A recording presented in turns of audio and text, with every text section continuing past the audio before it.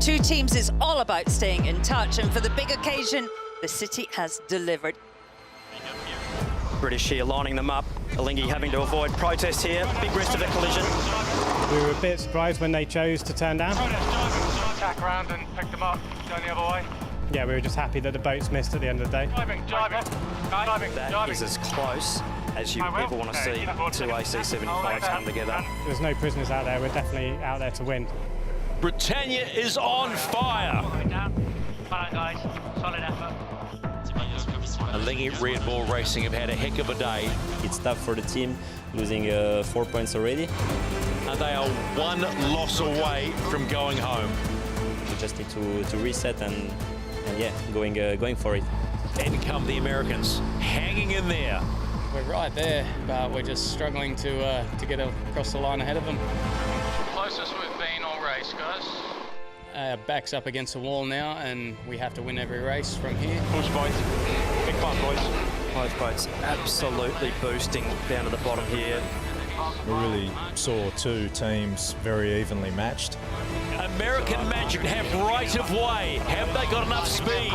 I know all too well how quickly these things can swing. Luna Rossa, Prada Pirelli go 4-0. In the words of Jimmy, imagine if they lost it from here.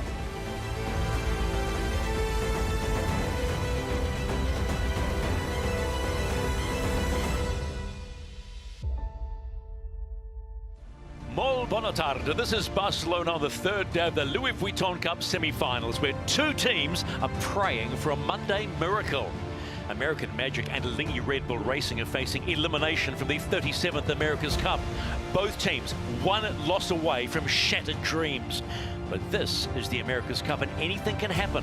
One small mistake by Luna Rossa or Britannia will open the door, and the light at the end of the tunnel for the Swiss and the Americans will get a little brighter. The goal has always been to make the Louis Vuitton Cup final and to win this trophy, because it's the golden ticket to being the official challenger to face New Zealand in the match beginning October 12. If you're an Italian or British fan, you'll be on top of the world. Your team has 4 wins and only needs one more to head to the Louis Vuitton Cup final. Sounds easy, right?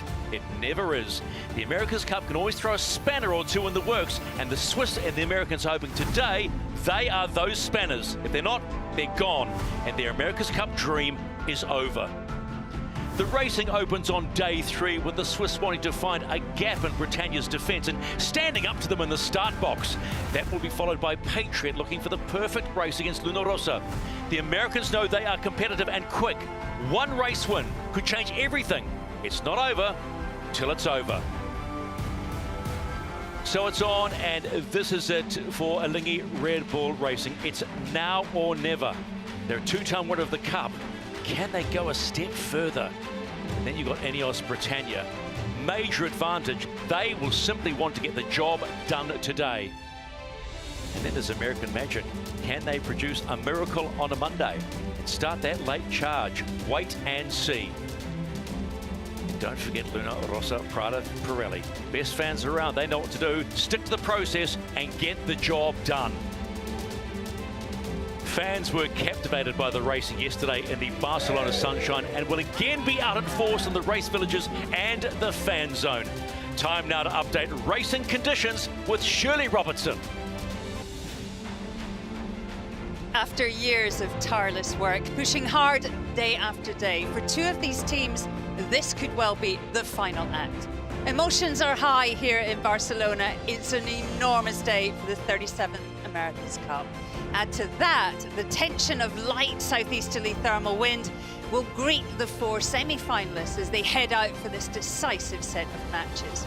It's tricky to predict wind speed this late in the summer, but we're expecting between 6 to 10 knots, and it's very likely to be unstable. We're going to help you, though, make sense of the America's Cup course with the help of Windsight IQ. We're going to show you the real-time breeze in a wind map. It's so good. Green is more breeze, blue less, and we will then push that data through our own AC-75 performance simulation to have a very educated punt in predicting the race-winning route. So time to go racing. Alinghi Red Bull Racing and Ineos Britannia. This team came into the Cup full of confidence and expectation. A backroom brimming with Cup-winning experience provided support to this young Swiss sailing group. Tasked with performing on the very biggest stage, it's been a big ask. Faced with a series of must-win encounters against one of the sport's best, Arno Sarafagis has been outclassed. And today, he needs to back himself to show the Swiss fan base just how much potential his young team has. The British team of Ineos Britannia look like a team on their way to redemption here in Barcelona. A win today will see them power their way into the Louis Vuitton final, with a clean sweep against Alinghi Red Bull Racing putting down a significant marker against their fellow challengers. With just one more win needed, the team will be wanting to simply get it done. Ben Ainsley drives the boat with Cup rookie Dylan Fletcher, and flying Britannia is Bleden Mon and Lee McMillan. Behind them in the power station sits some of Britain's strongest leg power. And so we go live onto the boats on an emotional day for all the teams. One team, two teams could go through, two teams could go home, one team could go home. So tensions and emotions are really high today here on the racecourse in Barcelona. But we have been alerted by race management that they have failed the wind limit. Look at the top left of your screen. They have delayed racing by 3 minutes. So official race start time, if the wind limit is successful, will be at 2:13 p.m. local time.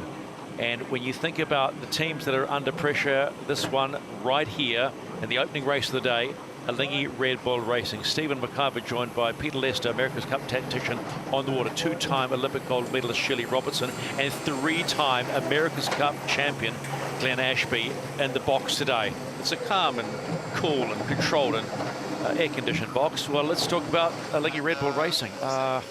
You know, are we going to see a Monday miracle? We'll come back here anyways. I think this team will be absolutely hoping that they can just get off the line and really, really put the hammers down against the British there. They have to win this race. It's do or die for the team. And as they hook up the tow line there, with 5 minutes to go to the start, they'll be needing to execute the tow well and put themselves in a position to race well. It is a different day, a different set of conditions. I mean, we're very confident we're going to get a race. We're just going to have to perhaps wait a little bit. But that's a good opportunity, isn't it, for a reset, to try something different and really regroup for what could be their last day here at the America's Cup. Yeah, it was an interesting day yesterday, particularly with that. We almost had that incident at the start box, but it showed just how keen and...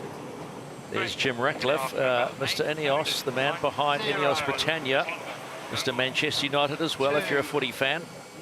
And he'll be keen to see this boat into the Louis Vuitton Cup final. Small says it all. It's a smile of confidence in the way they, well, let's be honest, I said to Ben yesterday, felt like they bullied. They actually bullied, for all the right reasons, Alinghi Red Bull Racing in the start box yesterday. That was a real sign of intent. Yeah, ideally. I think it's good for the final push to May track. We dipped below the wind limit. New start time 14:18.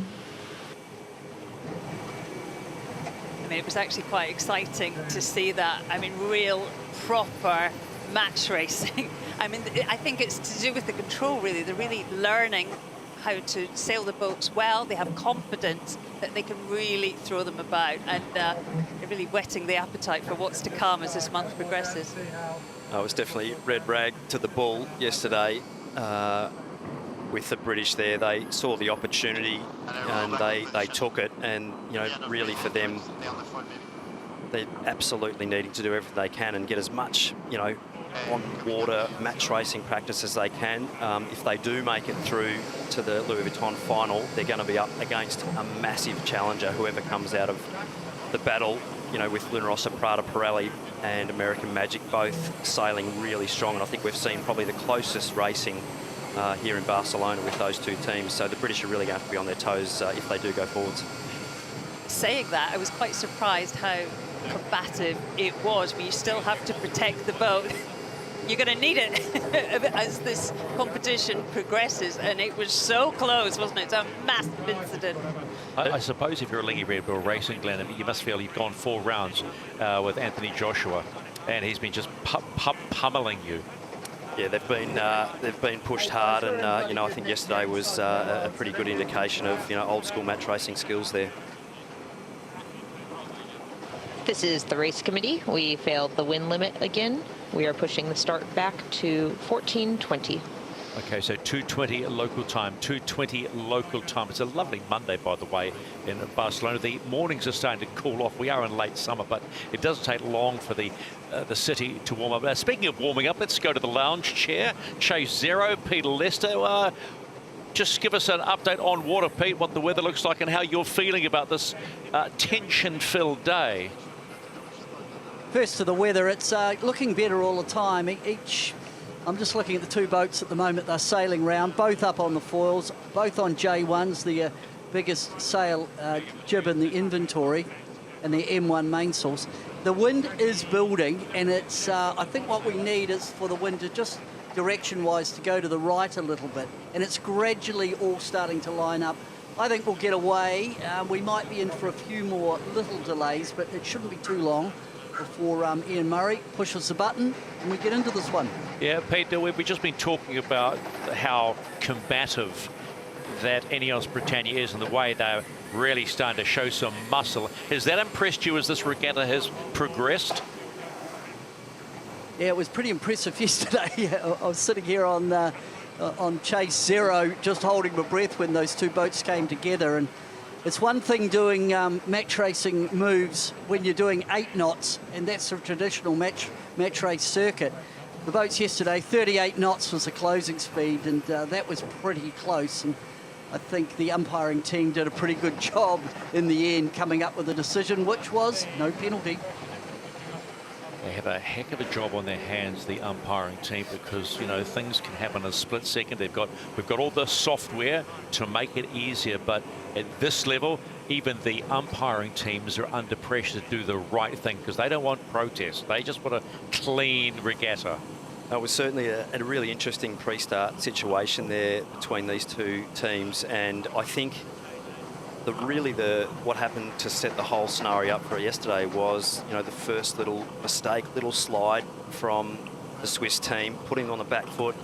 They didn't get their jibe executed. They were down speed off the foils and basically put themselves on the back foot, and then that allowed the British team to sort of really spin the boat and line them up. And when the boats did come together, I think it actually really surprised the British that the Swiss team actually bore away instead of actually turning up, and I think that actually really shocked them, and that's where we saw that almost collision, and I'm sure there would have been a few nervous moments in the boat building shed of both teams there, because you definitely don't want to see these carbon fibre shells come together. Well, the voice that you hear when the umpires make the decision is the voice of our chief umpire, Richard Slater. He is the bottom right to your screen there, looking very quiet, but to tell you what, he's got an incredible humour and a hell of a job done. He's got a brain that sometimes just amazes me how they work through things, but he is that is the team behind the scenes. Look, 6 people to make the decisions, and he gets to make the final call, and away we go. So that's the amount of technology that we're using in this Louis Vuitton 37th America's Cup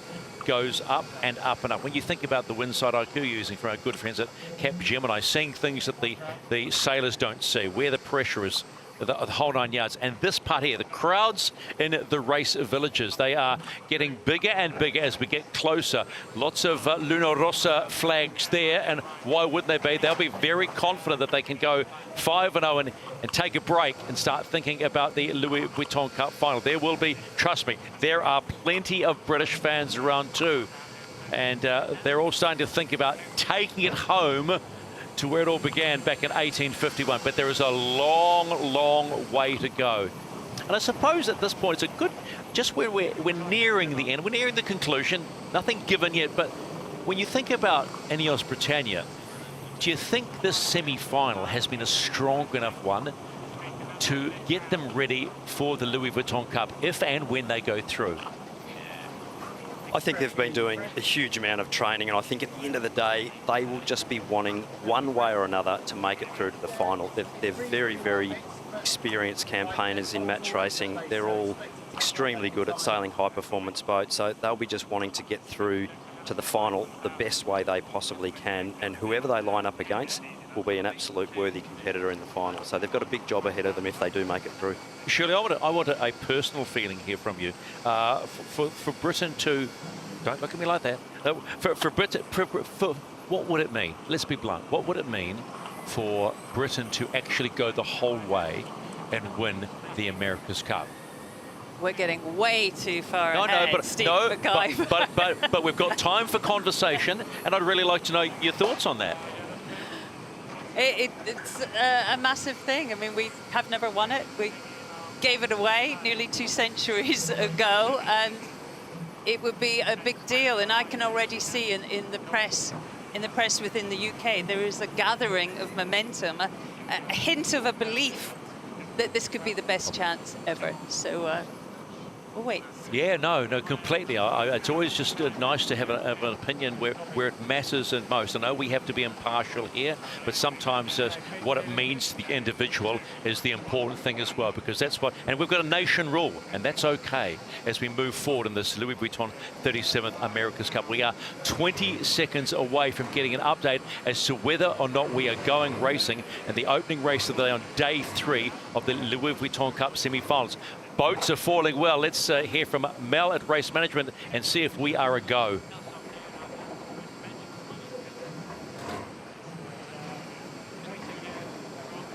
This is the race committee. We have passed the wind test, and this race is live. Just the answer we wanted on a Monday here in Barcelona. It'll be the 5th time these two teams meet in the Louis Vuitton Cup semi-finals. We know what the score is. Great Britain, who will come in off starboard. They will come in at 2 minutes. And on port, it will be Alingi Red Bull Racing in at 2. We'll have to be careful they don't come in early. They've still got 27 seconds, or should I say 15 seconds to come in. Breeze is very soft in the box. We're just seeing 7 knots. So important just to keep the thing flying. Ineos Britannia struggling to stay on the foil here, out of screen. They will dig the boat back up on the foil again. They could possibly be a little late here for entry. We'll have to look. They get the green light, Ineos Britannia, but they come in late. Little moments before the start box routine. Righty-ho, that means it's on.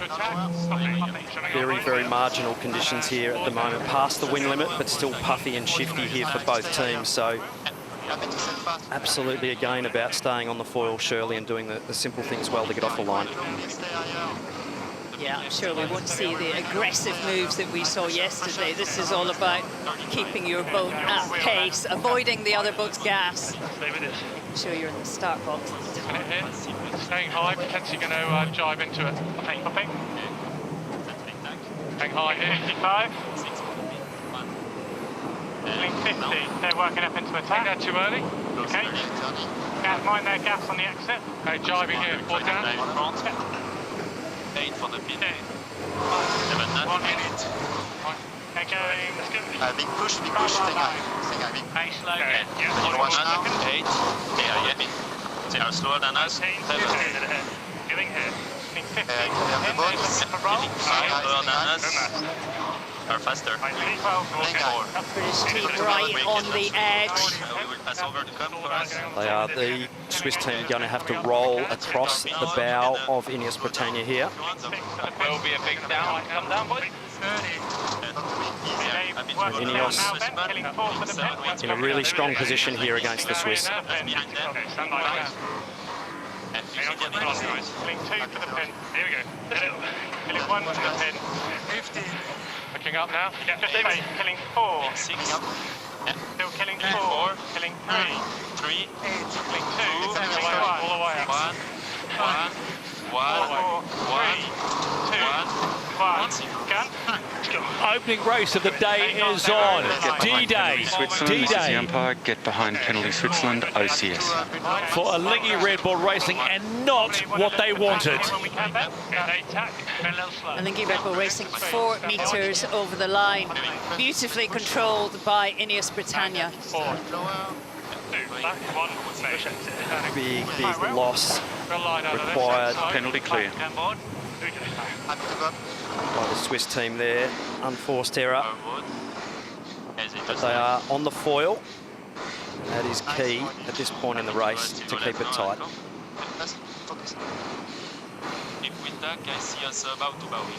Let's jump on to chase zero. Give us your thoughts on that start, Peter Lester. I thought when Lingy turned back, they were a little bit early and they were always struggling to kill time. They ended up upwind to the start line and they were on the back foot. Ineos, perfect time on distance, starting right on the pin. Lingy, unforced error, OCS.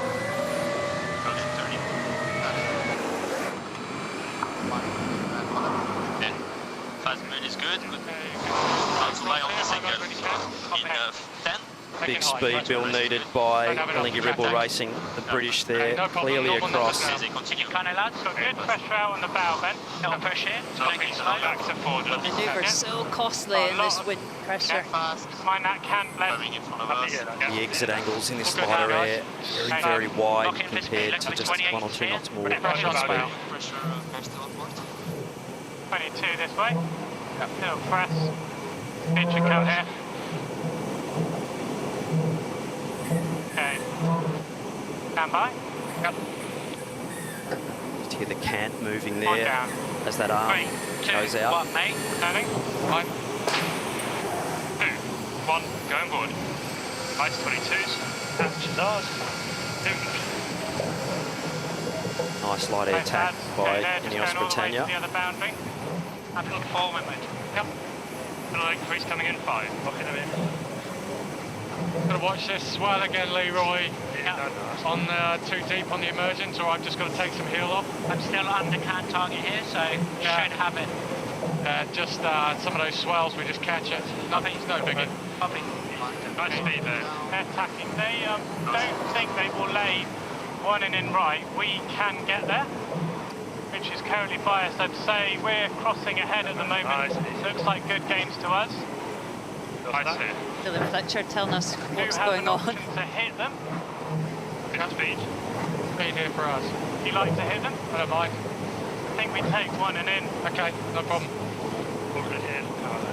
Comms on board there saying they'll just carry on and reduce doing the double manoeuvre and just say we'll let them go, but we'll do one less manoeuvre for ourselves. So big losses in the tacks in these light air conditions. So strategically a good call there by the British. Think fast on it. Stand by. Yep. Then gears, trims on. And forward. 2, 1, main. Turning. Very well. 2, 1. And board.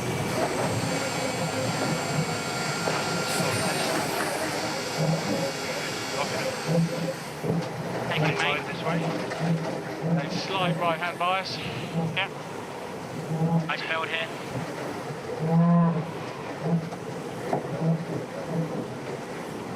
Taking main. Not much wind on the water here at the moment at all. Pressure move now on the Swiss team. Yeah, we should be good. They're attacking now. We should be ahead. 10 seconds to right. Ineos Britannia coming to the top gate for the first time in this 5th race between these two teams. Ineos Britannia with that 4-0 lead. All the executions today on this light air will have to be spot on. They complete the opening leg of 6 here in Barcelona. Not too far behind, crossing behind. There's a Lingy Red Bull Racing. Recovered from the OCS at the start. 75 behind, and they are now again the chaser. Or is it the hunter?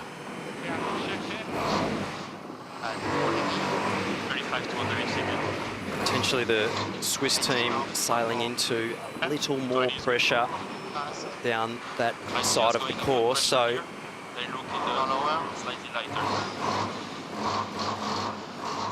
this is the race committee. We are moving the windward gate, shortening the course to 1.15 nautical miles.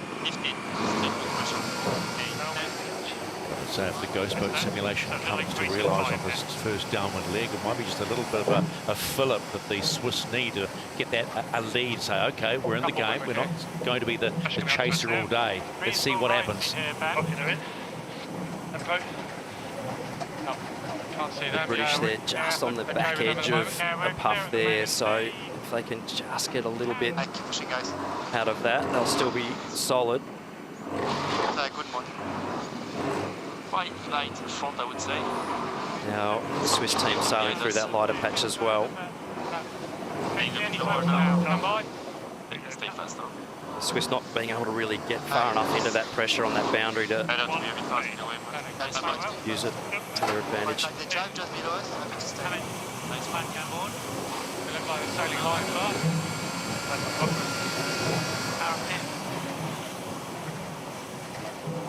Hey. Can't sell it down here, lads. Just a big speak up. Here we go. Still a little bit of underlying swell, Shirley. You can see there from the helicopter shots. So a lot of wallying, a lot of moting, quite a bit of steering and trimming to be done, particularly on this port jibe going downwind with the swell angle. Lots of down here, The swell's coming in from that left-hand side. You see it lovely in this aerial shot here, making life easy for teams. Happy with that? Yeah, pretty. They're going to boundary. 15 to boundary. We're in a real nice let down here. Hey, jibe. Okay. Stand by. Come. Forward down. Heading into the second half of the first downwind leg. Chase zero, Peter Lester. What are you thinking right now? Well, clean manoeuvres. Just got to keep the boat elevated on the foils. The other thing I'm noticing, especially on Ineos, and they're right on our bow at the moment, is how tucked under the foil is under the boat. Yesterday we see quite wide cant angles, just optimising riding moment. Not the case today. Trading off a bit of riding moment by just keeping the foils quite underneath the boat to try and generate as much lift and power as they can as they head down leg 2. Nice pressure all the way. Looks very evenly matched on this downwind. Yeah, they are a great observation there from Peter on the water about the cant there. So these lighter conditions, just the rig's not generating the same amount of power, and that power source being further up in the rig, so foils needing to be further underneath the hull for best performance. Don't want to be using the shaft of the foil to stop you going sideways. You want to take it all on the horizontal if you can. Balance the forces. How much is the range that you can adjust that? It's quite a bit. The sailing cant anywhere sort of up to 8 to 10 degrees while you're sailing, and a change from upwind to downwind as well. So wider upwind, further under for downwind. Ineos Britannia, final jibe at the bottom mark, and it feels like it's just gently to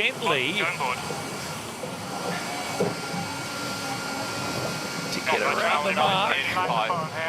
Really well executed there by the British team. That's very, very well done.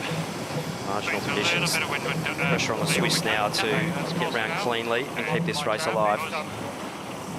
Very soft at the bottom of the track, 7 knots. Danger zone. Too tight on the jib here. Really extended the speed here. Real light, that's how with it. Down. 30 knots here, +7.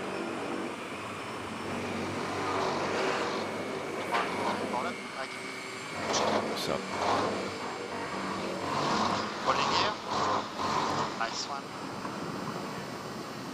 Some big holes in the breeze here, so nice pressure bottom left still. as I've seen previously, the British needing to make sure they keep sailing the boat well. Oh, they're right on the edge here. 18 knots, they're going to struggle. Copy. On the move. Get ahead. Good trap, Swiss. British there. Switzerland here, Stephen. Well, is this the opening that the Swiss are looking for?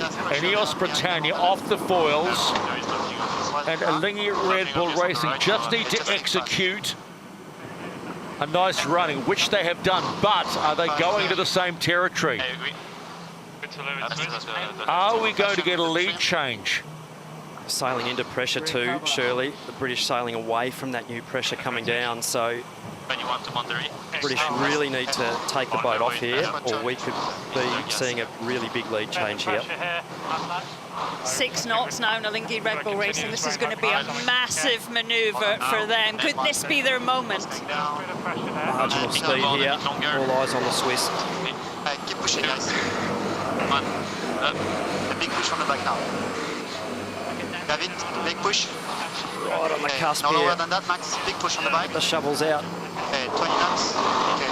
Nalingi Red Bull Racing staying nice up. pressure coming back on in front of us. A big push there. There's the lead change. No problem. Happy to stay fast. They're still in the water. On to chase zero. Pete Lester. We got a boat race. Still see more pressure on the left. And he takes a touchdown right at the bottom. The bottom of the course is light. Looking up towards the top mark, probably a little bit more breeze, but not a lot. Generally, since the start, the wind has dropped. So, Nalingi Red Bull Racing have done everything they needed to. They kept the boat on the foils. They pulled off that tack. And now they have an opportunity to stay in the semi-finals.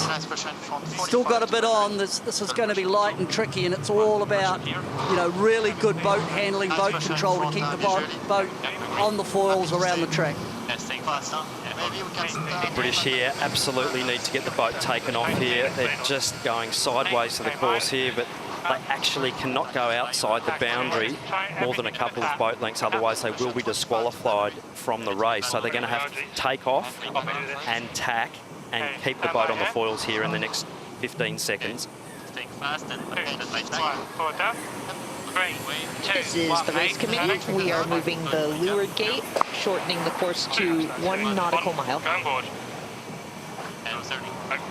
And they're down again. Ineos Britannia struggling in a pivotal day in the Louis Vuitton Cup. But let's take a look at what Nalingi are up to. They have the lead, but they're also on the edge as well. But the spike of adrenaline on the second upward leg might be enough, but they've got to sail clean.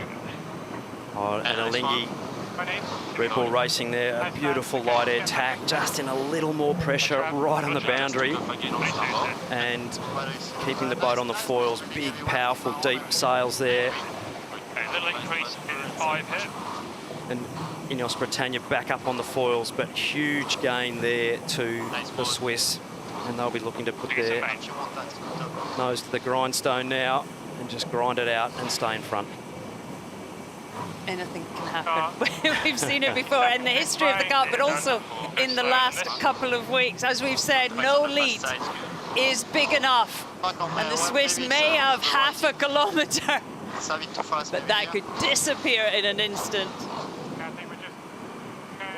Being like a little more pressure out this left-hand side of the course, so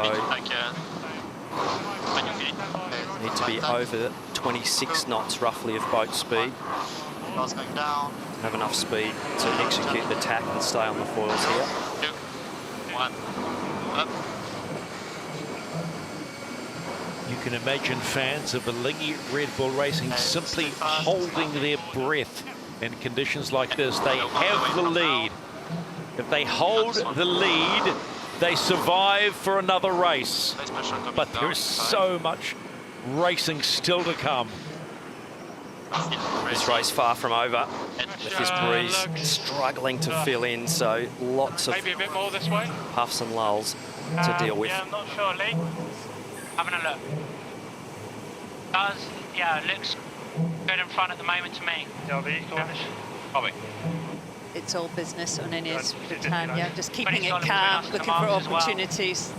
All the way. They've seen this story before. They will potentially tackle that. You've got to be the Fonz on a day like today. You've got to be cool. Keep your blue head on, not going to the red zone. Anything can happen, you've got to keep sailing well. Quite impressed actually with the onboard comms on Nalingi today. We can only imagine how much pressure these young sailors are feeling. Dano Sarafagas is keeping it cool. 3, 2, 1, float going down. 30 here.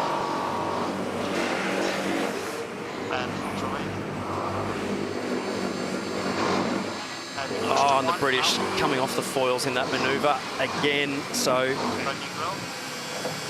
another big touchdown there in that manoeuvre. It's not what they'll be wanting. Lingy Red Bull Racing still on the foils up to windward, and the British there really needing to keep the boat up if they can. Just having a look at a replay here, coming into the tack.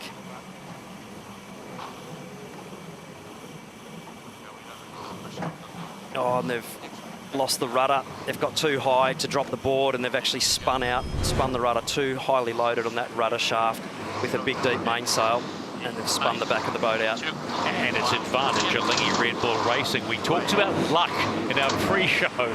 We sometimes need a little bit of luck, even though it's the America's Cup. And right now, Lingy Red Bull Racing are making their own. They're handling the lighter conditions much better today. And they're heading off to the left-hand side of the track. We saw way more pressure there on the last upwind, but this jibe is crucial. Here they go. How important is this jibe? Over 30 knots of boat speed, so they should be able to pull this off.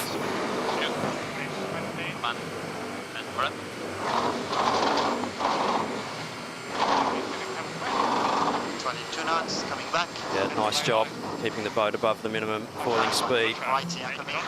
British there doing everything they can to build speed. They need to be over 26 knots ideally to have a chance of pulling this next tack off. And they have a huge deficit to make up.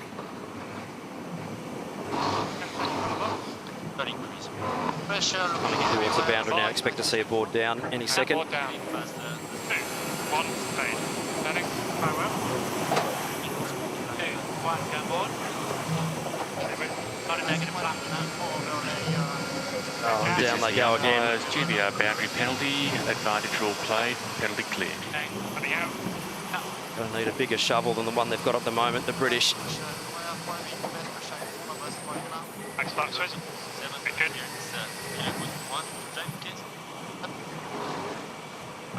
Onto the Lingy Red Bull Racing chase boat with Petro Sabella. We talk about lifelines.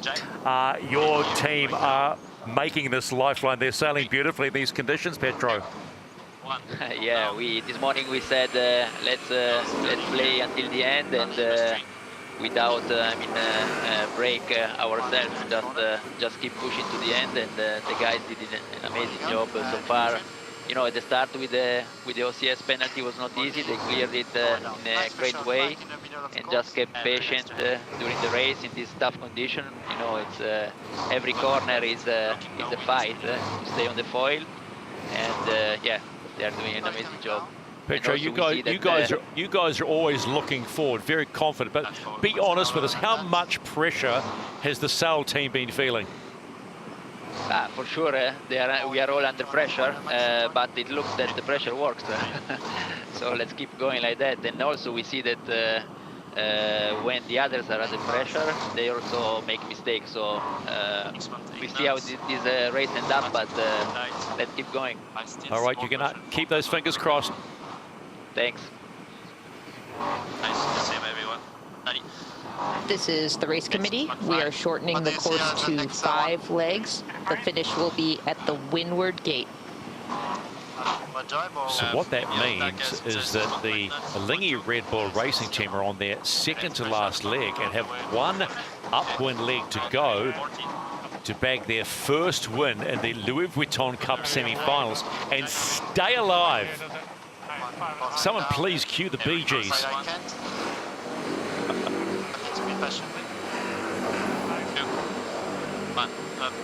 Big pressure move here for the Swiss, and they're just going to touch down here. So both teams now off the foils, and the next line of pressure, believe it or not, will come from up near where Ineos Britannia are. So This race is far from over, and Ineos Britannia, if they do get a line of pressure coming down, will get that first. So, although they're low riding at the moment, the next big line of pressure will come from upwind. So, as Shirley said, no lead is big enough in these marginal conditions at the moment.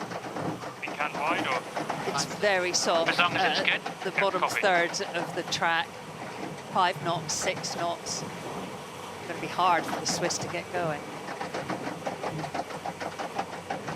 It's very, very light everywhere across the course at the moment, and having a look at the wind field here, you'd almost sort of say if the British could just roll the boat around onto the other tack. They're going to have to tack at some stage anyway, but they just need to get into the pressure and get the boat on the foils. Let's go on the water to chase zero. Peter, can you believe this?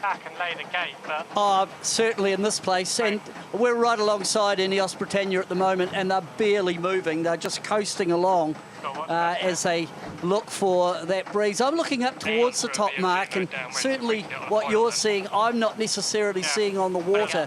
It still looks really soft between where Ineos Britannia are and that top mark gate. But, you know, it's the old adage, isn't it? What Alinghi needed was a condition change to have an opportunity, and they've jumped on that, and they, if they can just get up this last upwind leg, they'll get a point against Ineos Britannia, who are parked up. Alinghi Red Bull Racing coming into the bottom mark for the final time. They've shortened it to a 5-leg race, and they are in displacement mode and going, can we keep this battle alive with Ineos Britannia? So they will just coast around the bottom mark, going from 30 knots to just under 8. Wow, how about this? The America's Cup continues to throw up something.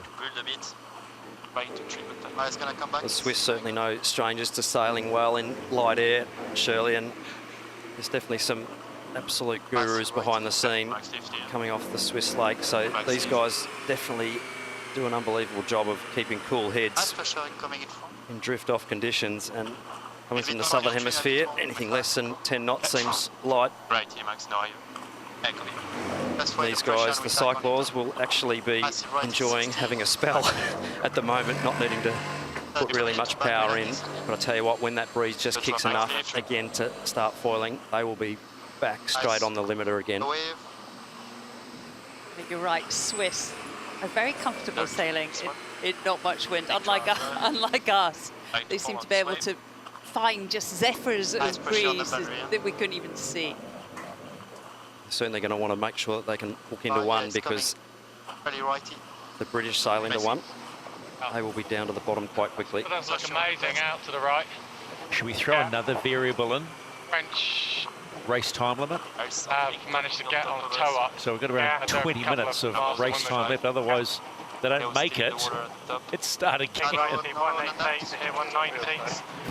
Yeah. That would be cruel. That would be cruel for Alinghi Red Bull Racing. Having missed out on an important race once upon a time with a time limit running out, we'll understand their feeling. Sorry, delayed, but I guess it will give us runway back the other way on a bit of a right shift on the track, which will help the Swiss when they tack back. They're still just getting displacement upwind.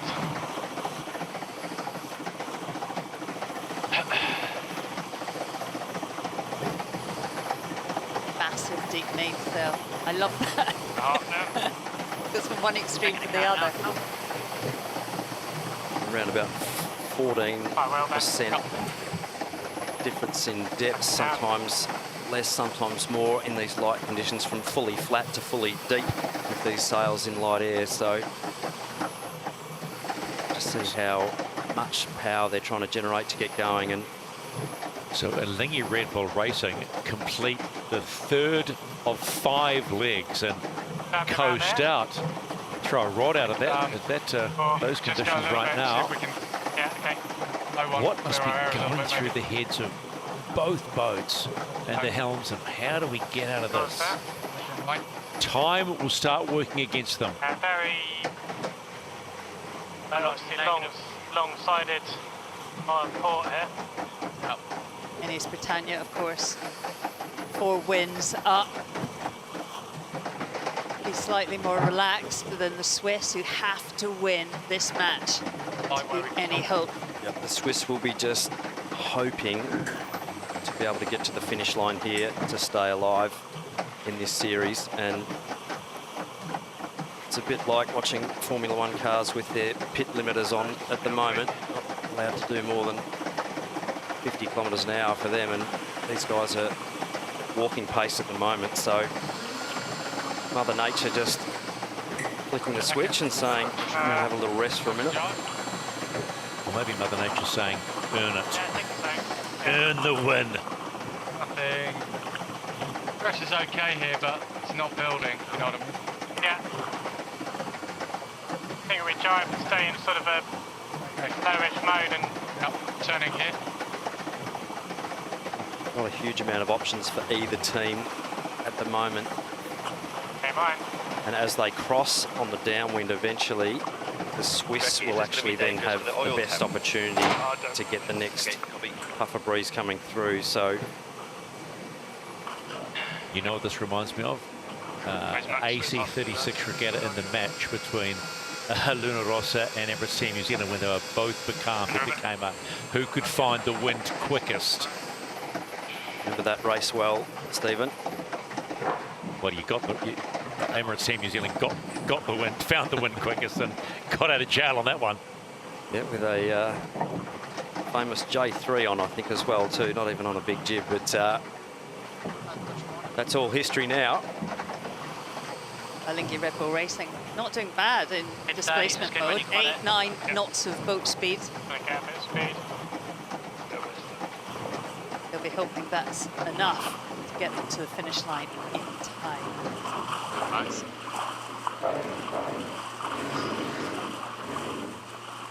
Yeah.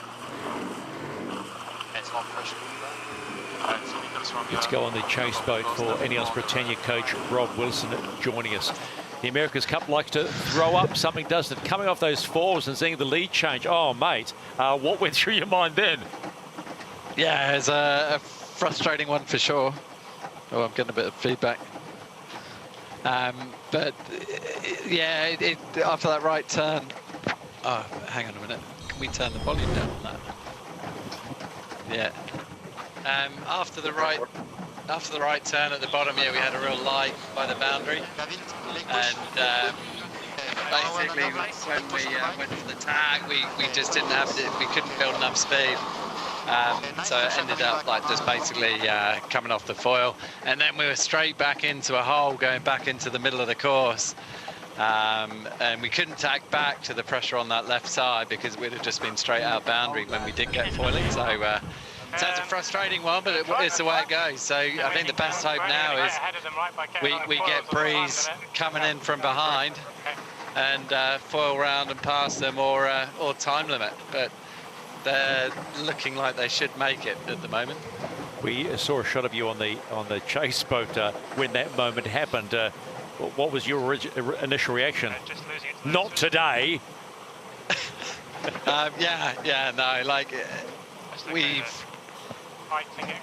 They're probably going to get this one in the bag, and then we just got to prepare for the next one. That's for sure. Oh well, as the saying goes, it's not over till it's over. Rob, we'll talk again. Yeah, we'll see. We'll see. Thank you.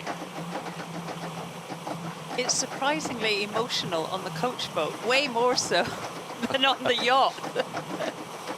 So the one thing both teams now work against is that clock in the top left of your screen, however big it is, screen you're using, under 15.5 minutes for a Lee Red Bull Racing to get to the finish line. Otherwise, no result, and they go again. My goodness.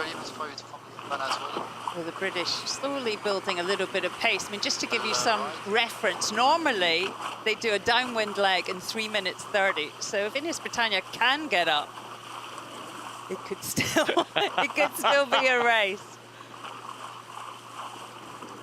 Yeah, the boat's once they're up on the foils in about 6.5 knots of wind speed, once you're actually up and foiling, you can transition into a lull of around 5 knots and stay foiling. So once you're actually up and you're at speed, you can actually transition through the lull, but you do need a little bit of extra horsepower to unstick the boat and actually get it to take off. So you only need one little puff to take off, and then you can potentially stay on the foils through some quite big lulls compared to your opponent.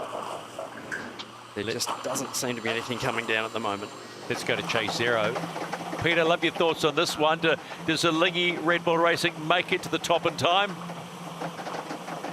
By my estimation, I was doing some mental sums while you were talking. I think they do.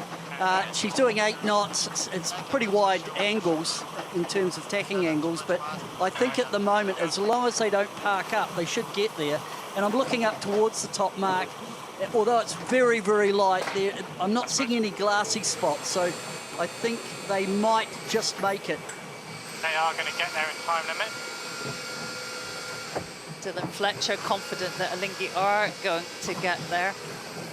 Very soft all over the course. We're seeing 5 knots all over. No hope of flying. Alinghi just needing to stay cool heads here. And very, very tricky to tack these AC-75s in super light air. Got tiny, tiny little rudders trying to turn the train locomotive on the train tracks. Those big skegs and bustles underneath the hull do not like to be turned through the water. They're designed to separate the airflow off the bottom of the boat when it's in the air, and very, very sticky boats to sail in light air.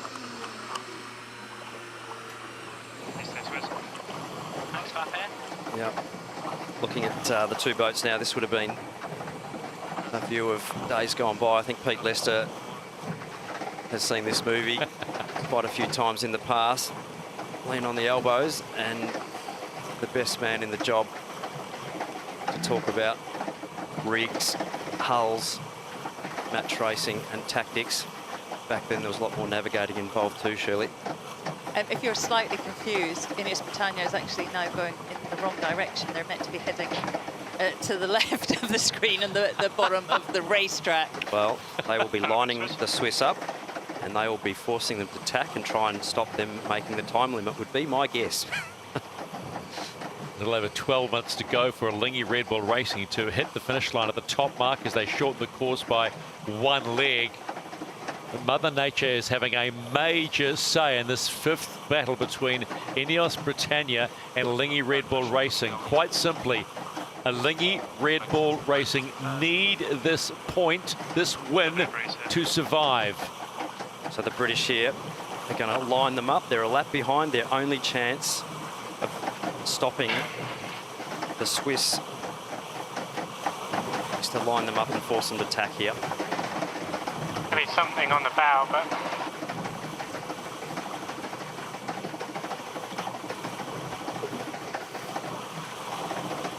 Dylan Fletcher did say yesterday they will take no prisoners. They will do whatever it takes to get themselves into the Louis Vuitton Cup final. Even if it means they have a no result here and they have to go again.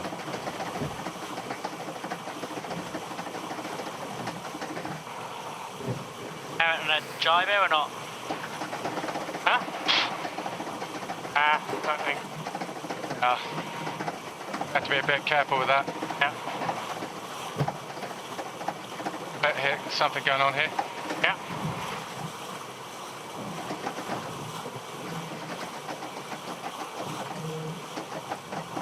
So I thought the British team there would have potentially lined up the Swiss and basically just kept forcing them to keep tacking and try and run the clock out, but a tiny bit more in 5. Looks like they've let them go. Easy to think that here sitting in the commentary booth, but they might have seen some pressure coming down and taking a different approach, really. It's a tricky move with the rules. Also, you're not allowed to interfere with the boat on another leg of the course unless you're sailing your proper course. So there's lots of What is ifs the proper and buts. course at the moment? What is the proper course? There's That lots is of ifs and buts and all of that. That is the question for the umpires. What is your proper course in 5 knots of breeze? And you could argue that any way you like, I reckon. Right again there. Be an interesting one to talk about later. More breeze the other way. Let's tack over here. Okay.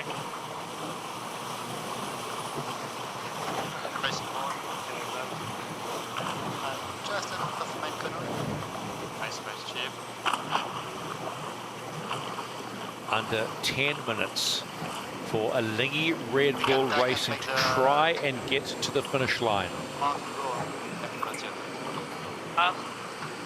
So clearly the British team unable to get downwind and back upwind again, so their only chance really is for the clock to run out. They'll be happy with that, won't they? They'll be comfortable with that. When you've got a 4-0 lead, just let it expire. Be no change to the standings, that being the case if the race does get abandoned due to the time limit running out. But the Swiss team will be doing everything they can to inch their way up to try and get that valuable point, keep their semi-final series alive. Thanks, Brooks. More to one tag. Stay up at this top end of the course and get some.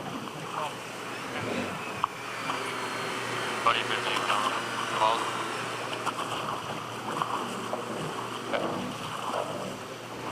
Right, pushing.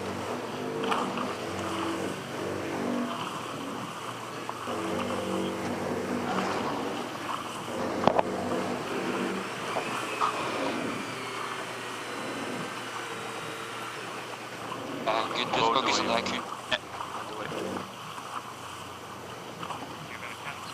200 meters. So, Pete, you suggested they might get up the top. You certainly changed your mind now about Alinghi Red Bull Racing hitting the finish inside the time. It's looking pretty close. So we're right on the bow of the Alinghi, and between them and us, and I just look about 100 metres up from where we are, there's a little bit more pressure on the water. I can see a cruising boat which is off the race course, and they've certainly got 2 or 3 more knots than what we've got. So I'm sure Alinghi Red Bull Racing are just hoping that wind will filter down to them, as they look like they might be rolling into attack, and certainly speed building post-attack is really difficult, but they need to get a wriggle on. They haven't got a hell of a lot of time left. Well, unfortunately not the most exciting racing we've seen here in Barcelona, but there's a point on the table, and a point's a point at the end of the day, so Alinghi Red Bull Racing there just hoping to get something to get them through to that finish line. Where we sit, that looks tantalisingly close, that finish line for Alinghi Red Bull Racing, searching for the wind, searching for their first win to keep their hopes alive. Nice pressure. Maxis. What's interesting is the quiet nature of looking for wind. Normally, both these crews are pretty chatty, but now they've gone in. I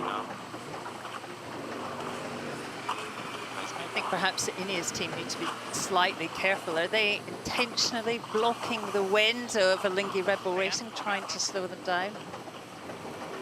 Potentially that is not allowed. You're not allowed to interfere with someone on another leg of the course.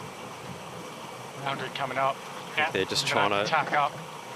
Okay, copy. sail their best possible race they can, and certainly not a lot of breeze anywhere at the moment. Pretty much only chance is just sailing at 90 degrees and hopefully breeze coming down the course to get going. Alinghi Red Bull Racing got a bit of pace now, 9 knots. They have, haven't they? Here we go. Here we go. They are on the ley line for now, at least, for the finish.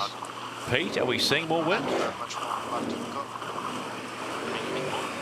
That little bit of pressure that I was talking about is now filled in, and that's why Alinghi Red Bull Racing have got over 9 knots. We can just see a little bit of weight coming off the rudder. They're in displacement mode. But if this holds, I think they might just get there. They haven't got too far to go. But what's that, about 200 metres? Hold your breath. Hold your breath. If you're an Alinghi Red Bull Racing fan, that is exactly what you're doing. This is going to come right down to the wire. 4 minutes and 44 seconds counting, and that's how close Alinghi Red Bull Racing are to keeping the semi-final alive. Get this point, there's still a long way to go. Another race today, they have to win. But how much will a win do to the confidence? I know confidence is one thing because you've got to sail the boats, but man, they will have deserved this one. Great boat handling to just keep have a look at what went wrong there. the boat on the foils.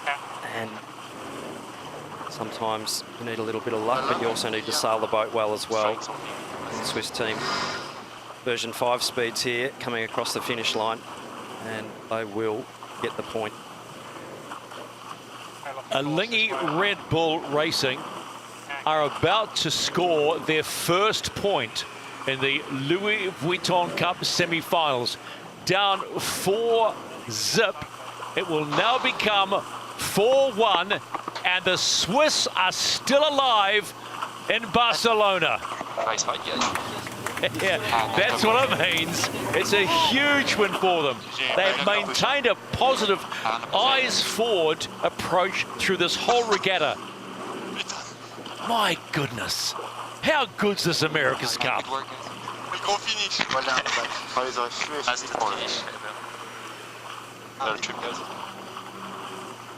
We haven't seen many smiles from this lot, but that's thoroughly deserved. They sailed that race really well, and they live to fight another day. Yep. Well, one thing's for sure at the moment, you won't be making the win limit for the next race coming up, but great effort from the Swiss team there at points to point. Take it any way you can. Good job.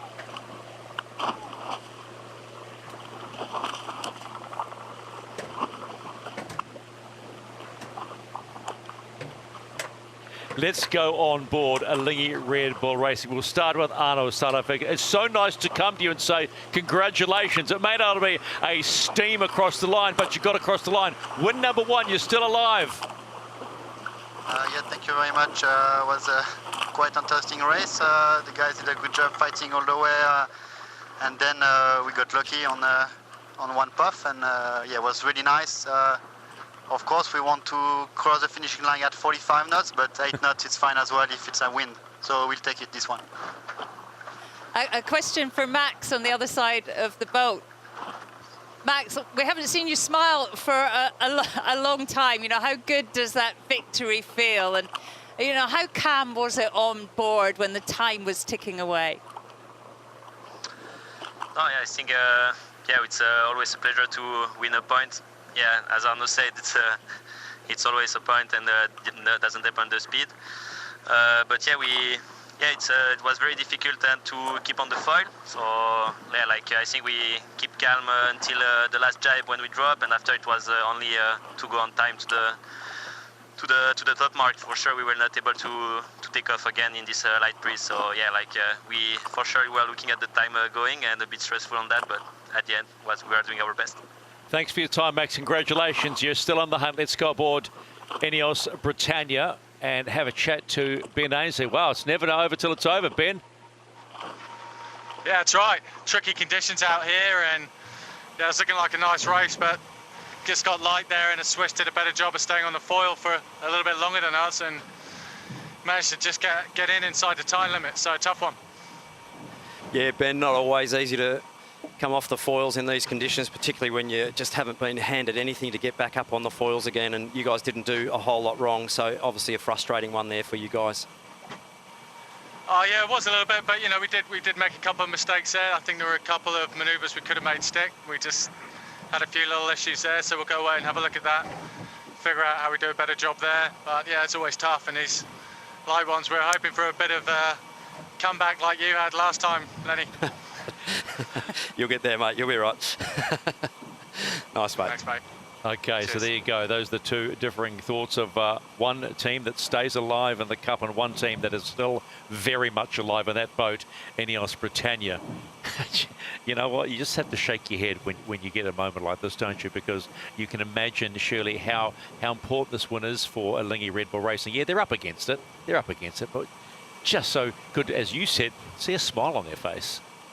Yeah, I mean, you can almost see the relief falling off them. And the sailors have had a hard time. They're young, it's their first Cup. It's a lot. So good to see that victory for them. And let's see what they got in the next one. Yeah, but what was the key moment? Well, it was pretty obvious, wasn't it? Yeah, I think the coming off of the foils just in these marginal conditions there for the British, and then Alinghi Red Bull Racing doing an absolute beautiful job of keeping the AC75 on the foils. Max flap down on the foils, digging it out of a big hole, and ultimately being able to sail away from the British on the foils. Well, we referenced Miracle Monday. Have we seen the first miracle? Alinghi Red Bull Racing. No, the miracle's getting the win. And now we're heading towards American Magic in a similar position against Luna Rossa Prada Pirelli. Let's just take a look at where we are right now. Here is the official result. Alinghi Red Bull Racing so close to the time limit, and of course the DNF, but the pressure is sort of not great on Britannia now being 4-1 up. And there we go. For the first time in the semi-final between the two, Ineos Britannia have a red dot. Red is bad, but they got more green dots, which means 4-1, and they're still in the pole position to go forward to the Louis Vuitton Cup. But they've got one more race today.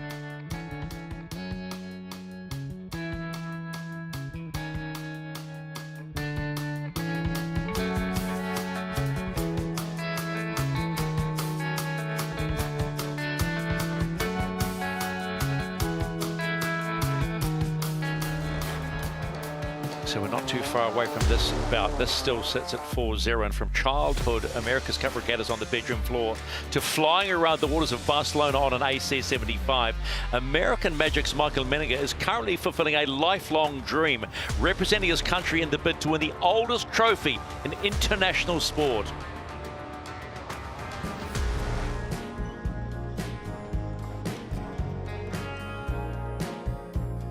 It's been a dream of mine ever since I was probably 5 years old, 6 years old. I used to play with Legos on my bedroom floor, pretending they were boats in the America's Cup, making winch noises, you know, as they tacked and jibed. So, no, it's been a lifelong dream, and it's been an amazing experience. And yeah, it's been more than I could have ever thought it could be. This is the race committee. Race is live. Yeah, my role is, it changes from tack to tack. On starboard tack, I'm the sail trimmer, so I'm trimming the mainsail, the traveler, making sure the balance of the boat is correct. On the leeward side of the boat, I'm the flight controller. So we switch roles mid-tack, and on the leeward side, I'm flying the boat. I'm adjusting the main flap and the rudder, just to make sure the flight of the boat is consistent, the trim, the pitch is kind of in target where we want it, and then the height of the boat, making sure that we're, you know, flying as high as we want to or as low as we need to be, to make sure we're stable in maneuvers and sailing fast in a straight line. Yeah, on the AC75 and any foiling boat for that matter, the flight controller is, you know, arguably one of the most important roles. You're really choosing how the boat is flying in the water. The boat is really just balancing on the hydrofoils that are submerged in the water, so it's just making sure that you're balancing this massive boat on two small foils in the correct way. And, you know, a very subtle adjustment on either foil could have a massive impact or change the platform. So it's about keeping things pretty smooth and being in sync with turning and maneuvers and all that. And you have to be really in tune with how the boat is reacting to all these subtle changes, whether it's a gust of wind, whether it's a wave, whether it's your actions on the boat. And the less time that you are responding to an action, the more consistent the flight's going to be. I think the strengths are we have an amazing support system from Hap and Doug and all of our supporters. I think Terry and the upper design team bring a lot of experience. I think we have an immensely talented sailing team. Yeah, I think we're in a really good position to put a fast boat out there and sail around the race course, cleanly and quickly. For me personally, winning the America's Cup would it mean everything, and I think it would be such a huge team achievement. I think we have so many people coming here 6 days a week, 7 days a week, working long hours to do what we do. So it's definitely not coming down to one individual. We might be the sailors on the boat, but it's all the 100+ people in the shed working at night, making things possible, and the support we have from the club and from the principals.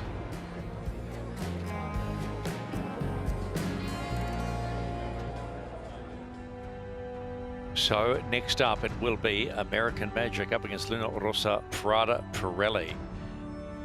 And if you were just joining us now, wherever you are around the world, we've just seen a minor miracle because of the light weather conditions, handled better by Alinghi Red Bull Racing, despite finishing the finish line or crossing the finish line in displacement mode. They've kept themselves alive. It's now 4-1. It is a similar situation potentially for this team here, American Magic. They are 0-4 against Luna Rossa Prada Pirelli. And it's probably worthwhile going on board their chase boat just a minute and have a chat to Coach Tom Burnham. Coach, what did you take from that one? You're in a similar position.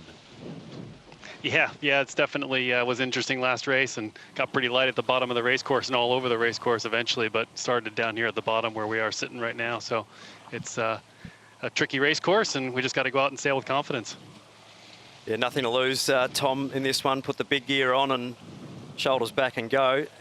Once you get off the line, mate, you'll be looking forward to watching the guys have a good race, and just got to send it from here. Yeah, exactly. That's exactly the plan, and it's always hard to manage these situations where we're just sitting here waiting with the ready to go, but waiting for the wind limit to hopefully pass and get into it. I'm not sure if I can speak to Terry or not.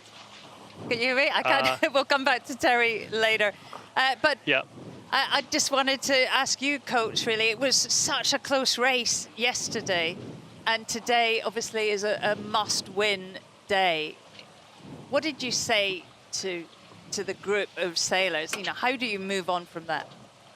Oh, it is what it is. We made it through. We had a good race with those guys, and they just got us at the end through a couple little things here and there, and we just got to keep chipping away and keep going, doing our thing, and one race at a time. It doesn't really change things too much from yesterday to today. It's still one race at a time, no matter where we are in the scorecard. As always, thanks for your time, Coach. Thank you, guys. Talk to you later. And that's who they face. And for some athletes, the road to the America's Cup is an obvious one. For others, it's been a little meandering. And Luna Rossa Prada Pirelli cyclist Luca Kerwin has found himself powering the AC75 via several different sports, driven initially by a particularly inspiring father figure.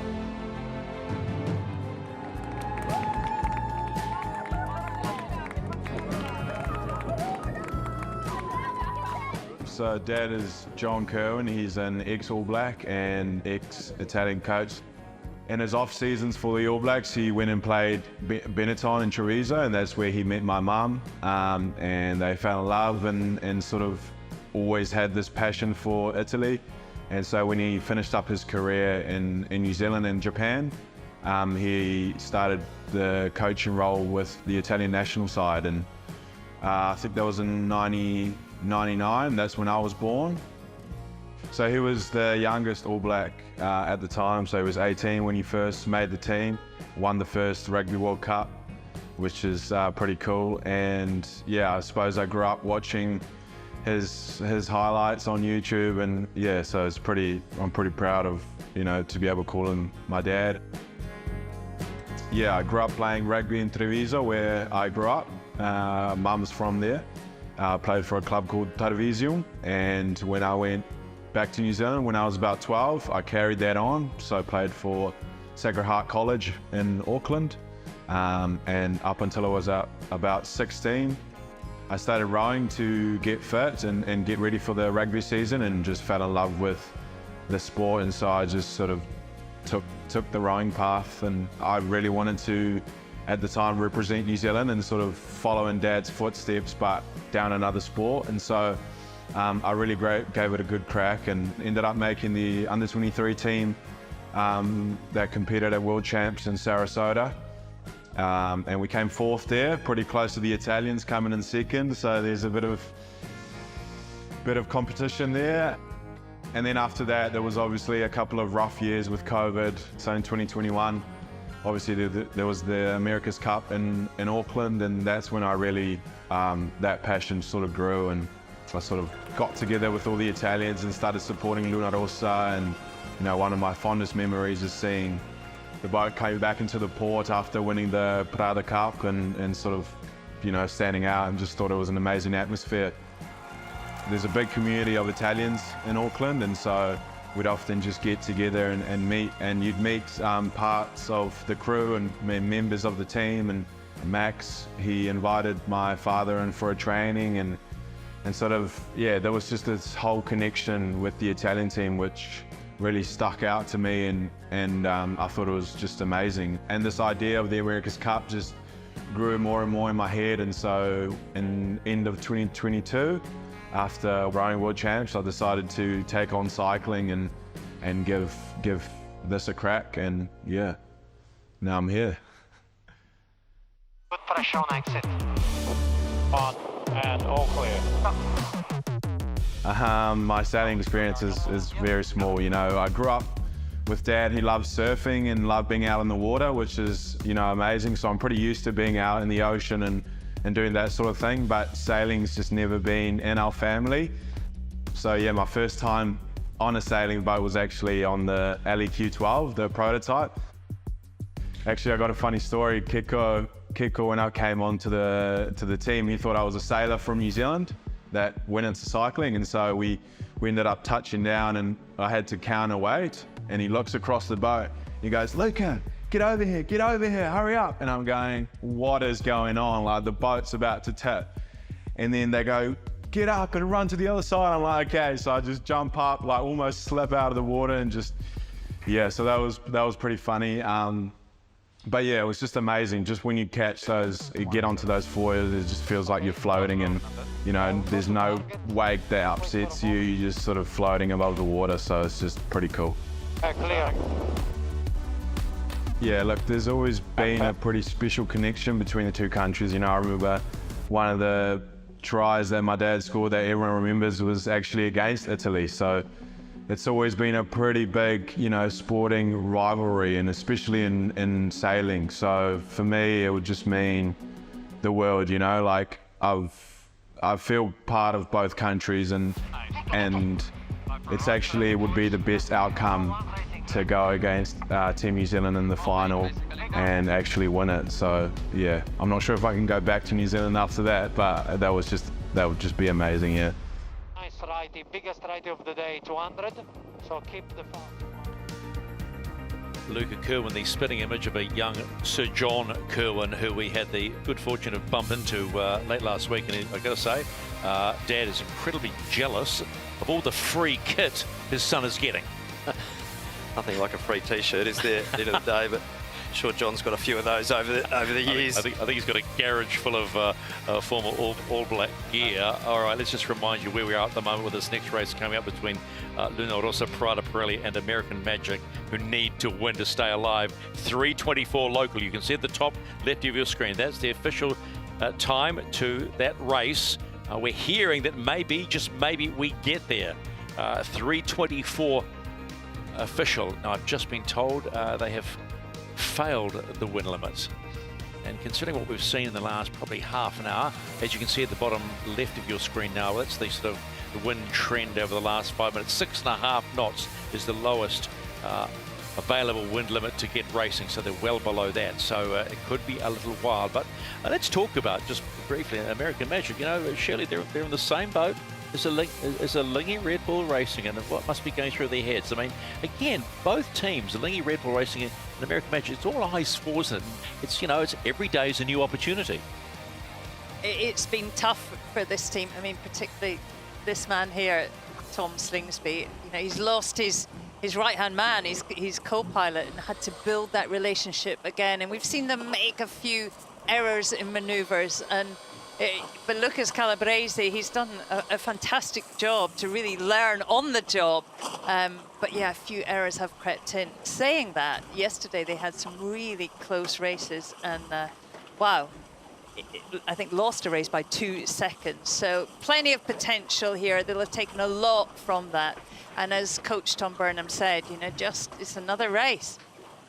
Win the start, stay ahead. That's exactly it. Keep it simple. And look, really, you know, hats off to Lucas Calabrese for really jumping into the hot seat and having to fill some size 15 boots that Paul Goodison has left in the bottom of the cockpit floor for him to slip into, because the timing and the time that you spend together, you know, is really, really important for going forward. But hats off to Lucas for doing a fantastic job and you know, getting the team to within millimetres of some race wins here in the Louis Vuitton semi-finals.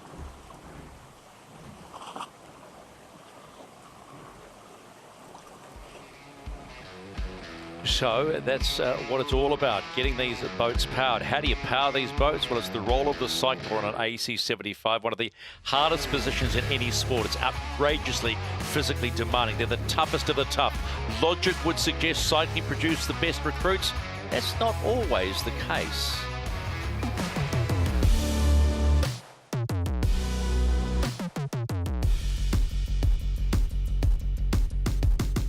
Our role as cyclers at American Magic is to make sure that the afterguard can sail however they want.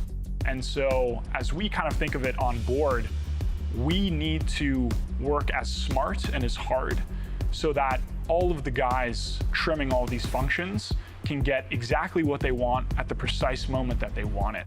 When you're going through a maneuver like a barroway, roundup, tack, or jibe, that's when they're trimming the sails the most, that's when they're moving everything, so that's when they need the most power. Obviously, going in a straight line is incredibly condition dependent. Like, you could have the boat just completely locked in and we're just chilling. Or you could have a really wavy sea state, super shifty breeze, and you're constantly trimming the whole time. So you do have to be really tuned in with like what the race is doing, what the afterguard's doing, and just how the maneuvers are coming down. Every maneuver has an elevated need for power just because of the sheer number of functions easing and then trimming on again. And that interface between high aerobic capacity, but then also the anaerobic punch to be able to get through maneuvers is ultimately why we drew from the sports that we did. The power team's built up of many sports. We have some swimmers, rowers, and we have some people from track cycling. And then you got previous grinders. I mean, you know, Tim Hornsby was a kayaker. So everyone has their own strengths, and we're able to combine those strengths to get the max performance out of the yacht. The training can be pretty grueling here, and it is quite different from traditional rowing training. I kind of went from being this elite, high-level athlete where I would train kind of when I wanted to, and then I'd go home, go to sleep, and I would rinse and repeat. Whereas here, it's like I come into work, put the boats in the water, help on the chase boat, hoist sails, take sails out. But honestly, when you kind of have your eyes on the big task and goal at hand, it makes it pretty easy. The relationship between the rowers and the cyclists on the power team, I think is very good. You know, I'm obviously on the rowing side of things, so I'd be interested to hear what the track cyclists would like to say. I'm not a big numbers guy. When I first got the phone call for this job, they asked me what I could do for 20 minutes, and I was like, I don't know. Like, I can win races. The rowers are very keen on the numbers because that's kind of what selected those guys into the boat. And honestly, that's how they communicate. That's how they greet with each other downstairs. Like, they'll look at each other and be like, what's your erg score, before they even say hi. Gosh, John's awesome. I mean, he's always such a positive guy. Like, he was the sort of like sprinter. When we raced together, he would do like usually the first half of the race. He was really strong there, like just absolutely massive sprint power. So I mean, his 1 minute power is just insane. Ashton Lambie is probably one of the chillest guys, and almost to like a frustrating point. Like, he's just like, oh, it doesn't matter. He just brushes it off. But he's probably one of the most like secret, closeted, hardworking dudes that you'll ever meet. I remember in cycling, he was like, I'm gonna be the first man to go under 4 minutes and 10 seconds. And I was like, all right, man, people have been trying to do that for like 6 years. Sure enough, did it. And then he was like, I'm gonna be the first man to go under 4 minutes. Sure enough, I'm the first man to go under 4 minutes. So while he is super chill and super relaxed, it's the amount of effort he puts into something when he wants something is unreal. Instead of doing upright bikes like traditional bikes, we're actually doing recumbent bikes on our boat. We're all facing backwards, which has been super fun. We've decided, like, as a complete package, that that's the fastest option for us. Personally, I've never felt like we could win more than seeing us be the only team going recumbent. I won bike races by doing a lot of weird stuff that other people weren't doing, and so I think the fact that we're doing that, I'm like 100% on board with that. It's great, yeah. I think ultimately we're in a job that requires watts. Even if you come from a different sporting background, we're all here for the same reason, right? Which is to sail boats really fast and ultimately to win the America's Cup. I almost look at this as like even a better and more prestigious opportunity than the Olympics because of the history and the amount of people that have like dedicated their lives like to this. That to me, and that history, like I have goosebumps even thinking about it. It's like kind of one of those things where it's like, I'm gonna do whatever I can to be the best I can be, and that's where that history comes in for me.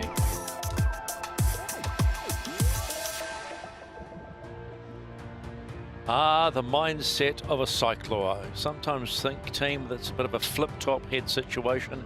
Anyone that says, yeah, it's super fun, you got to just question that, don't you?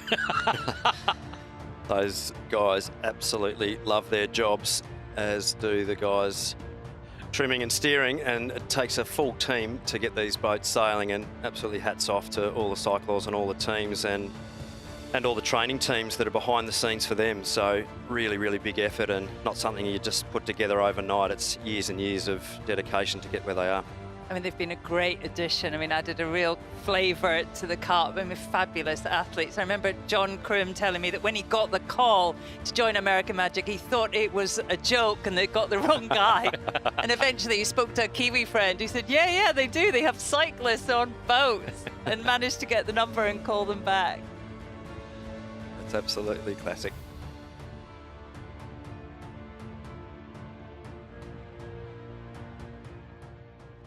So coming up next, Luna Rossa, Prada Pirelli, American Magic, and that man, Jimmy Spittle, at the age of 30, made history by becoming the youngest skipper to win the America's Cup. The Luna Rossa, Prada Pirelli helmsman grew up in a small town north of Sydney, Australia, surrounded by water, no road to his house. Sailing was the only way to get to and from home. It was the perfect upbringing for a kid who dreamed of one day holding the old mug aloft.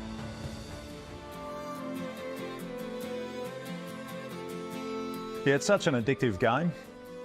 You know, as a child, it was a dream because I grew up around some of the team from Australia too, and it made such a big impact, not just from a sporting sense, but just for the entire country at that time. He's the youngest skipper in the fleet by a long way, but 20-year-old James Spittle has been playing the starts like a veteran. Those competitors can come out there thinking they're going to have an easy race, and look out, because you know we're going to be all fired up and we haven't really got that much to lose. And once you've been through a couple of those cycles, I mean, I've struggled to find that sort of satisfaction and that feeling anywhere else. New Zealand are faster, I'm telling you. There's about a 2 or 3 knot differential. Yeah, the 2013 campaign, it will be one that anyone involved in it will never forget. Cooks and his brains trust. I mean, what can they do now? To have to go day in, day out so long at match point was just one hell of a mental game. Imagine if these guys lost from here. What an upset that would be. Having to go home, go to bed at night, wake up and just kind of face the gun every day was something you can draw on when times get tough, to think back to then and think, well, look what the team got through then. America's Cup will stay in America. But ultimately, what I've learned is you have to surround yourself with good people, because when you get to those moments, you really look around you for your teammates, for their strength, and you draw confidence from them. On your own, you're nothing, but when you've got a team like this around you, they can make you look great, and they did all of that today. You know, I was very lucky early on in my career to experience and learn that. The team today just did a great job. When times are tough, that's when you really see the value in your teammates. The racing this time will be much more aggressive. You know, everyone's going to have their strengths and weaknesses, but yeah, I think the racing will be another step up. This next generation of athletes we're seeing come through are so far advanced than my generation, because we didn't have, let's say, the online ability to go and study other teams racing old races. We didn't have simulators. You had to literally get out there on the water and learn that way. They have done it again and crossed the finish line here. Luna Rossa Prada Pirelli. I'm definitely getting to the end of this game here. You know, clearly I'm a fan of the sport, so I will be involved in different roles, but I would love nothing better to go out on top. I'd also love nothing better to see a young gun come in and replace me.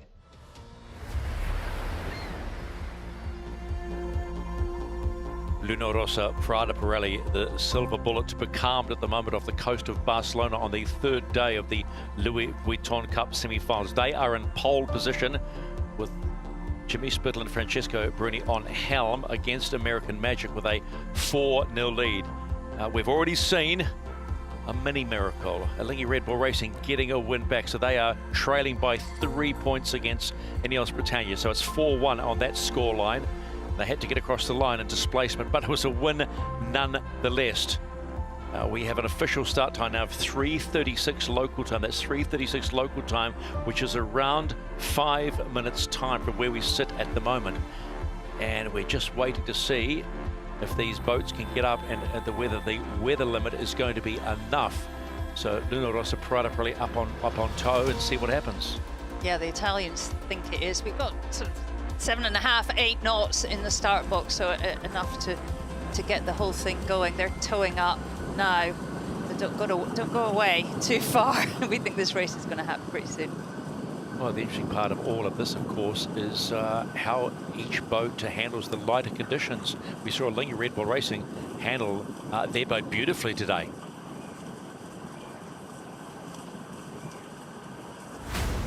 So let's go racing, shall we? American Magic, Luna Rossa Prada Pirelli. We don't often give much credence to luck in high-level sport. You mitigate against it where you can, but in this case, it's hard not to. An injury to helm, Paul Goodison, has undone years of preparation for American Magic. Tom Slingsby has done his best to fill the gaps, but at this level, it is not easy. Patriot is competitive. Today, they must keep it clean, but at 4-0, they need a Hail Mary pass to stay in the game. The Italian team of Luna Rossa Prada Pirelli are 4 wins to 0 over American Magic, but they have plenty of skin off. They've been pushed to the limit in some of the closest racing we've seen here in Barcelona. Every point in this semi-final series has been hard won.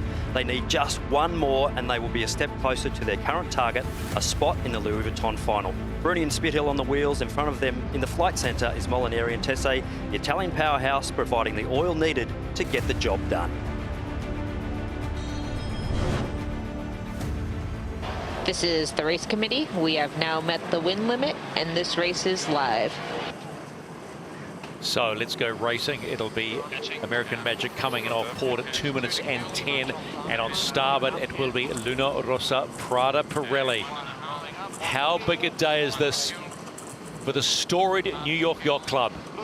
One win, and they can stay alive in the 37th America's Cup Regatta. Coming down another 5, and that's good course. Come down 1 or 2 more. Nice, good course. Green light for American Magic. Now we wait for Luna Rossa. Down. That'll be easier across. Staying the Little build. They get the green light as well, coming in a little bit late, and now the dance begins. Downwind mode here. Okay, they're going behind here. Stay down. Copy. We'll just open the sling. Last again. 85. Good. Still pretty light in the start box, between 7 and 9 knots. Really just keep the boat fast. Speed is their friend. Just so you know. I'm thinking to go there with attack. Copy that. So, 15 tilde, they're running just flying pin. Yeah, I think it's super early. We could think about going in separate. Yeah, let's drag him off the wall first. And turning. 35 to kill the pin. American Magic heading back. It looks like he's continuing. I got a On the win. Good course. Aggressive move by Tom Slingsby. Keep going straight on. Yep. And speed now for the tack. There's two boards down there. Stand by, guys. Slight boat favored. He's in pin. Very early. Stand by 2, 1. American Magic here, huge amount of time to kill. 30 boat. Didn't get a piece of the Italians, so they will be killing a lot of time in light breeze here. They'll have to keep the boat on the foils. It's jib. Okay. It's jib. Yeah, he's going. He's coming down with 2 boards. Yeah, happy here. Happy to stay. Far off going to here. kill and yeah. Here we go. Okay, here we go. Slowly coming down, guys. Yeah, I think we're good for a deeper, go deep from here, I think. USA really slow. Huge speed differential here, so to recharge the speed batteries here, American Magic. 3 to kill. Both boats in a good position here for a clean start. And racing. We've got a start, we've got a race. The 5th time these two teams meet. Luna Rossa, Prada Pirelli, and the New York Yacht Club's American Magic. Okay, that's angle, good speed, good mode. Good mode with him. We are faster and higher. Both boats were 5 meters back from the line and actually still reaching, still accelerating at start time. I think the Italians just a little more in the bank, a little more speed to convert into height, and they do take a big advantage here. 30 seconds to boundary, 25. Holding well here. We've seen this story before, how big a deal it is to be able to control on the exit from this boundary. Luna Rossa well placed. Going in 3, 2, 1, more down. He goes as well, he can have the bell blow, Lucas. Bit breezy. Punching through. That's the angle there, yeah. Down more if you can. The speed. Negative 3. No higher than this. It's a 0 angle. It's gone board chase 0. They're keeping it slim at the start, aren't they, Pete? Lovely start by Luna Rossa. They forced American Magic to go back probably a little early, and American Magic were always a little early time on distance. For Luna Rossa, when the gun went, they were 3 knots quicker than American Magic off the line, and they capitalised on that by the time they got out to that boundary, and now they're out to 75-metre advantage. Slow bleed here for American Magic. Such a tough spot to stay in. I think we match because we can still hurt him here. Yeah, copy that. Yep. Stand by. 2, 1, and into your transition tack. The goal is to aim in on the next one. Yeah, 25 seconds on starboard. Luna Rossa matching. Careful, hazing a bit with the hand on the exit. My job. Guys. Okay, we're going to go back at him here. Okay, stand by. Good job. 3, 2, 1. The aim is, yeah, it's stacking here. Really nicely timed tack there from American Magic. They caught the Italians a little bit off guard there. You just heard on the comms, a little bit unexpected, and that's a great move by the Americans to break the shackles and actually get clear. They needed to do that early on in this race to keep it tight. Hey, 5 seconds. Jimmy Spittle steering. 3, 2, 1.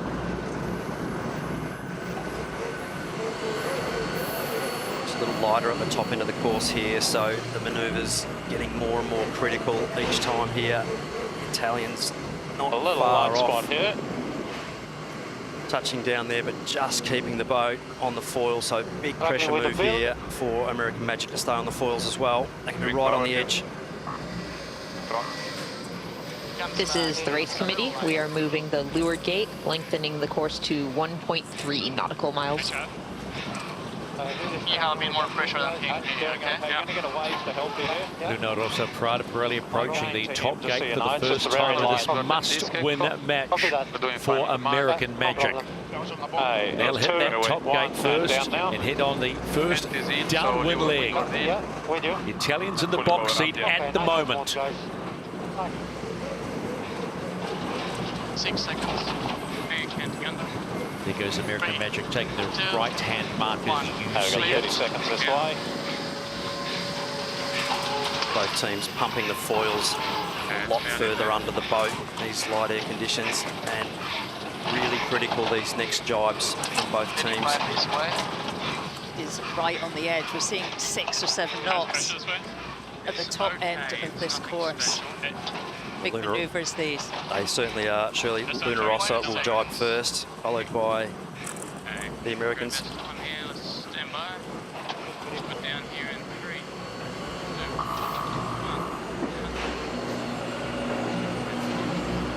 So, how about that? The ghost boat suggesting we might just see a lead change. The speed is building quickly. Let's see here. actually how this one unfolds. Take it slowly down.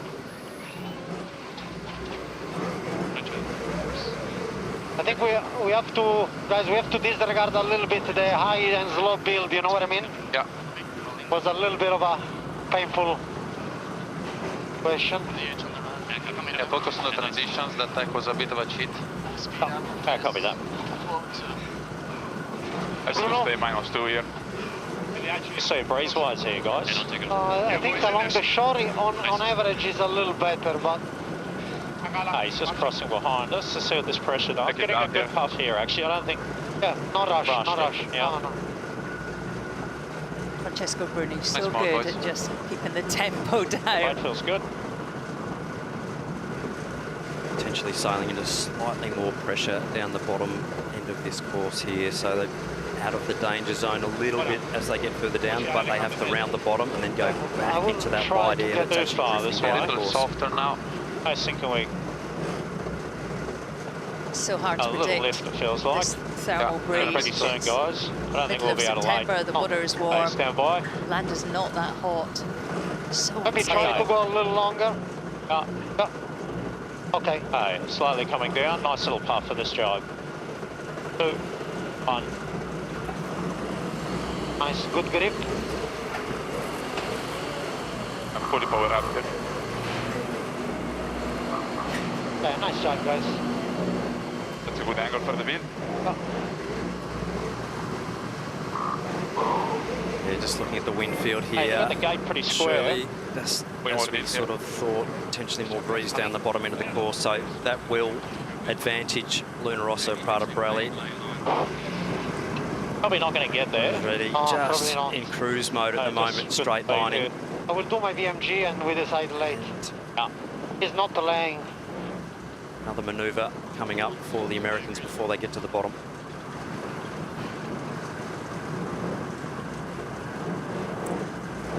Hey boys, showing about 10 to the jibe. We just got a little pass out, okay? Still tight, this game. Hey, stand by. Luna Rossa, Prada Pirelli coming into the bottom gate to complete leg number 2 of 6 in this Louis Vuitton Cup semi-final. Win here for the Italians, and they are in to the Louis Vuitton Cup final, the entree before the big one, and that's the match. Push on out. Very nice rounding. Following through, all comms pretty calm on both boats. Pivotal day for American Magic. Turning up. Yesterday they just got beaten by 2 seconds. Can they flip that result today? They have to. These next 2 or 3 tacks, probably the most critical of the race for both teams. Just having a look at the wind field here, it looks lighter as they're going to progress up this racetrack. Lots of snakes and ladders left in this. No more. For the attack, okay guys? Yeah, 15 seconds. Happy to go whenever you're ready here. Stand by. 3, 2, 1. Board. Highest pressure out of this. Turning.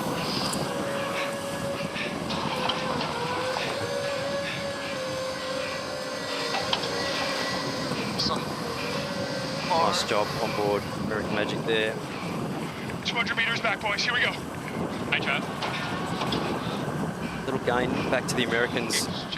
Shirley. I think you have just more pressure on your head. It's got a little more pressure potentially on that right-hand side. That's right, okay. He's not an easy moment here. Green. Let's check The right away. Give way boat. I have a crossing Pirelli. Your call. Come down. We got a shot. He's dipping now. And a lead change. You on the hip. Big moment in the race here. Wow, a massive last-minute dip for Luna Rossa. Nice and smooth. All good. And we have a lead change. Key moment in this race. Can American Magic hold on? This is the umpire's penalty Italy, penalty Italy. Oh, and a huge moment. Come down. The Italians there not staying clear enough. Penalty complete. Cleared, normal. It's just smooth here because that's one. Stand by, guys. Good pressure. Transition. Ghost boat predicting a close cross down at the bottom and absolutely spot on. Building. Nice speed here. We definitely have a piece, so keep it fast. Right away, Yacht Luna Rossa. He's coming behind us. Didn't seem like much of a penalty there for Luna Rossa to rub off, but protect, so keep the speed here. Nice. well, it is what it is. Americans now having to keep to the right, possibly move pressure out that right side. We are faster than target, so... All the way to boundary for us. Nice pump here. Slower, please. Good mode.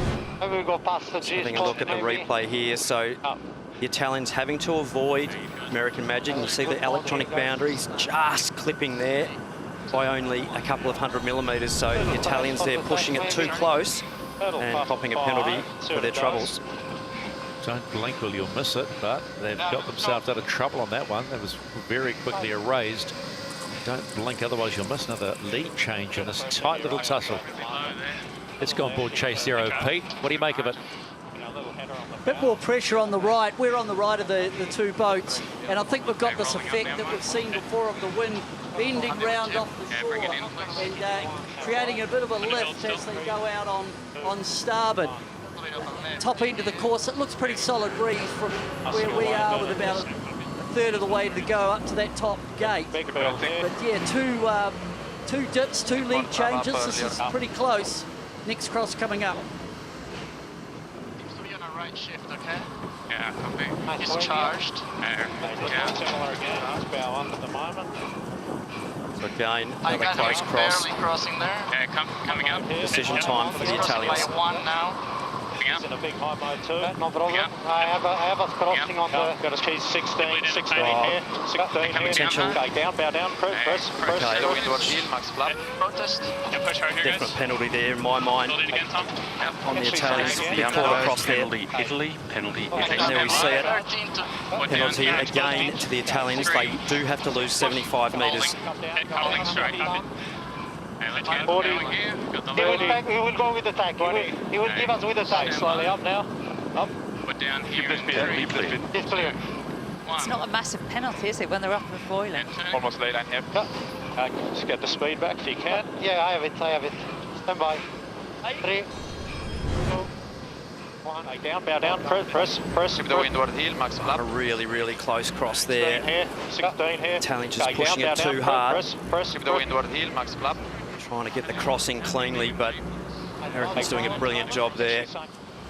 There is also an electronic diamond around the boat, so it's bigger than the physical potential boat. For So that's big moment here. That's 3 lead changes on the upward leg. Which mark do they take?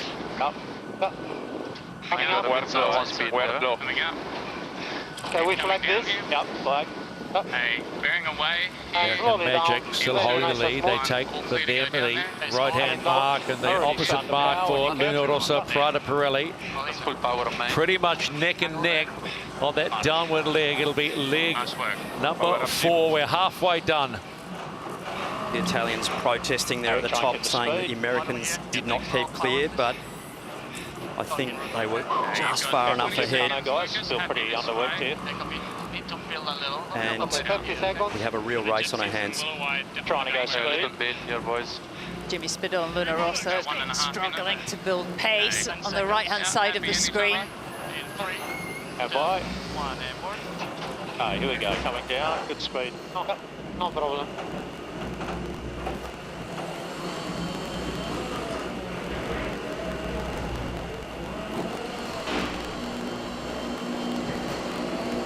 Careful, not too low. That's good. This is the race committee. We are moving the windward gate, shortening the course to 1.1 nautical miles. Hey, flattening, boys. You guys think the best pressure is feeling lifted here? 190.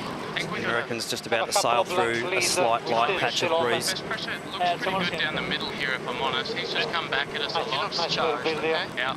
No, I'm trying to build here all the time. The Italians give way boat. Americans right of way. Decision on Italy. A little bit. Watch the boundaries. He goes behind. Yeah. Oh, it's built some. Yeah. Try. Oh, no, lower. In inside the whole. Hey, you're all clear. Normal. Let's go jib on a little bit more. Okay, Pete. Boat's too close to defend, so Breathe it, fellas, push. Nice pressure there. Lock her in there, boys. Heat's coming. very even speeds. Take it down. Nice puff here. Yeah, take it down a little bit. Pretty much what we got a little yesterday. trap up if you want it. Yep.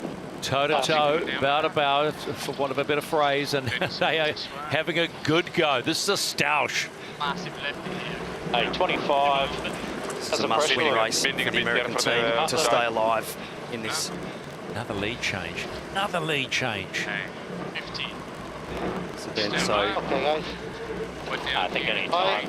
nice clean manoeuvres needed from both teams. 2, 1. And turn.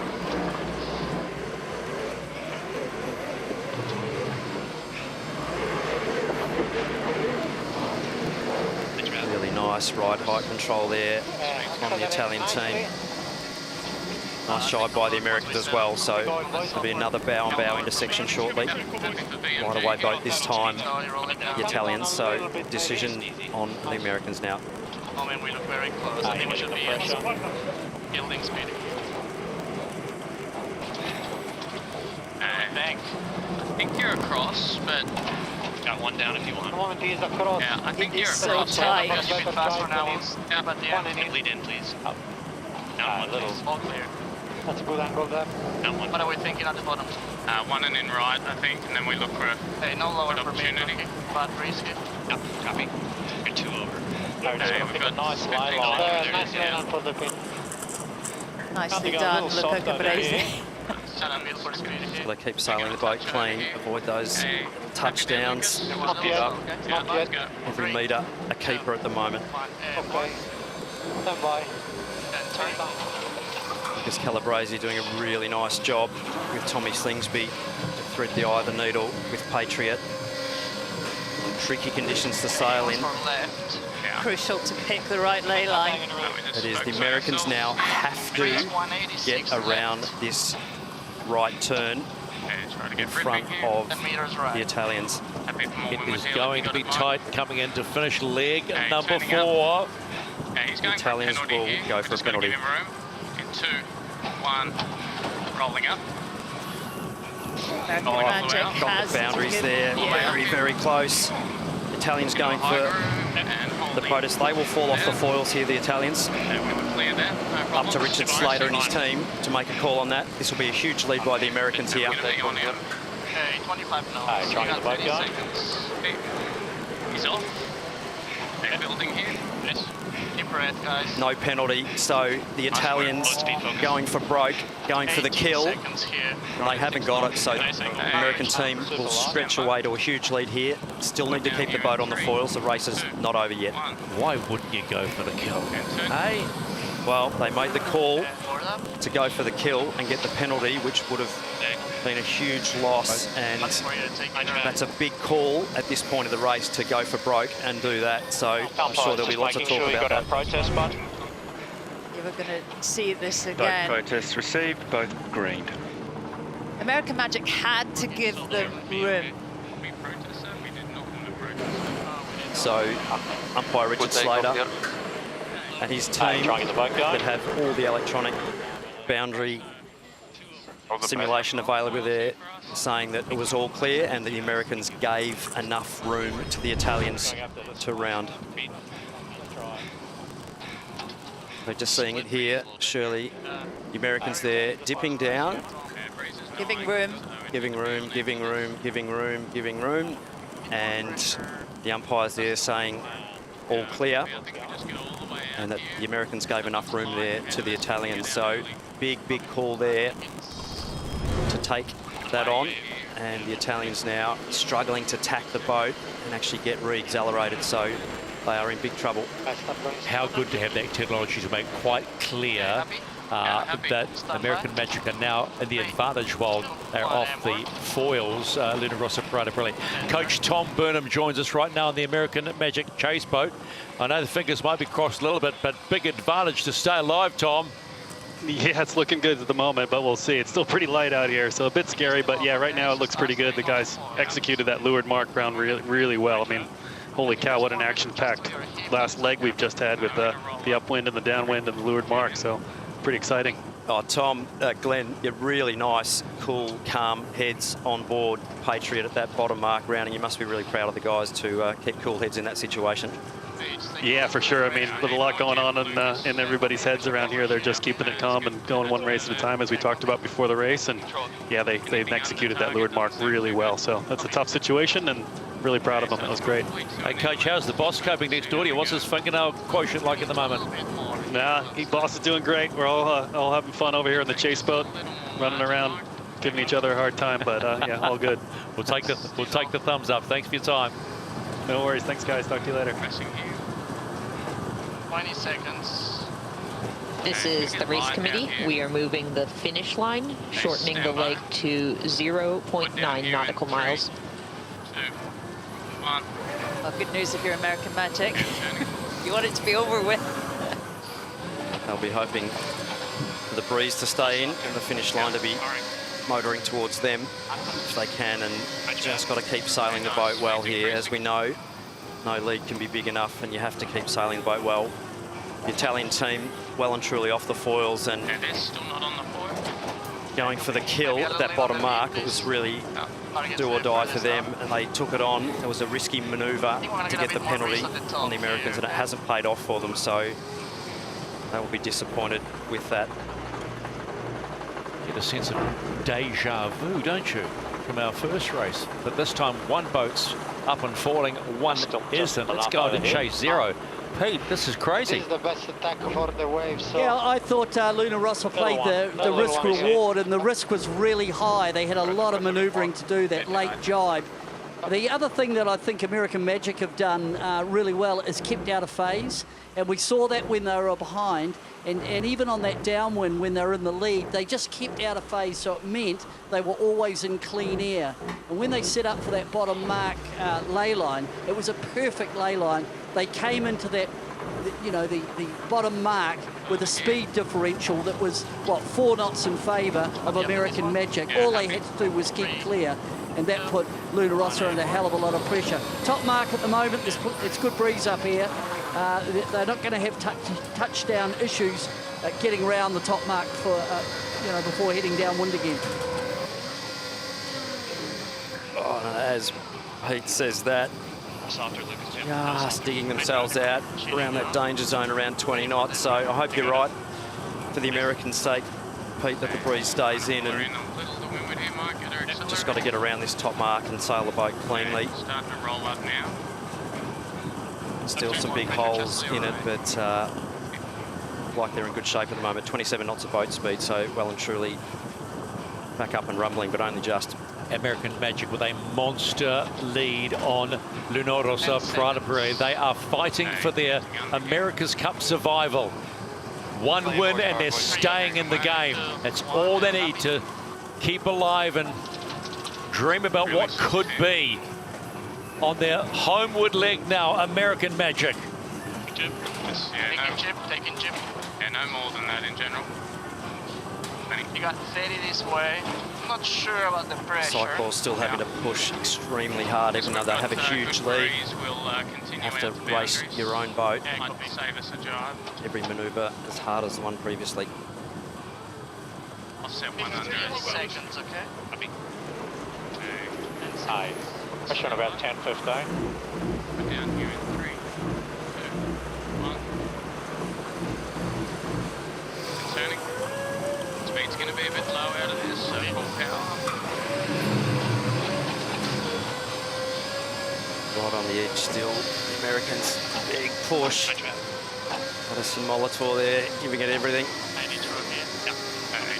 You got it here. Coming. Just remaining on the foils, but only just the Americans. So Luna Rossa Prata Pirelli looking like they're sailing into some pressure down the bottom of the course. So Americans need to really keep sailing the boat well here, Shirley. Americans sailing high, really searching for power. It is right on the edge. Bit more breeze coming. Okay, we've got a minute this way, so VMG's good, and then we last 20 we look at speeding up. Yeah, could be. Holding like this. That's probably the bottom, right, Brett? Yeah, race committee arcs are moving in front. Slowly rolling down a touch. Luna Rossa really struggling to Okay, get going. okay. 7 knots of wind at the bottom of the track, just not enough. Still pretty soft here. Well, this is That's not looking great for a takeoff. a must You see, Andre, I think we go all the way to the boundary manoeuvre that for way. the Americans. Even though they've got a big lead, they can probably still go in displacement mode, but they need to pull this off if they can. Hey, Pete, American Magic doing a pretty fine job, aren't they?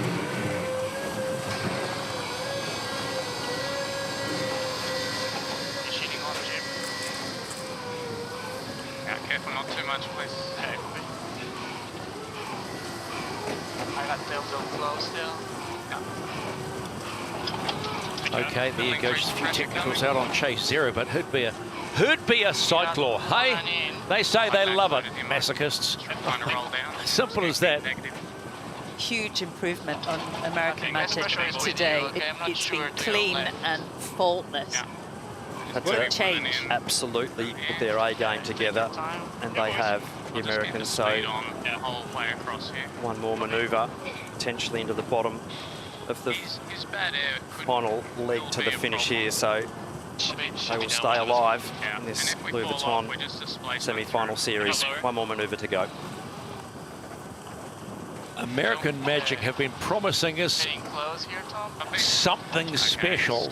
They lost the race yesterday by just 2 seconds. They were chasing Luna Rossa Prata Pirelli down. Today, they, like Elingi Red Bull Racing, have handled the light here beautifully, and they will keep their America's Cup dream alive for the moment. No longer are they 0-4 when they cross the line. They will be 1-4, and another little shot of adrenaline to their campaign.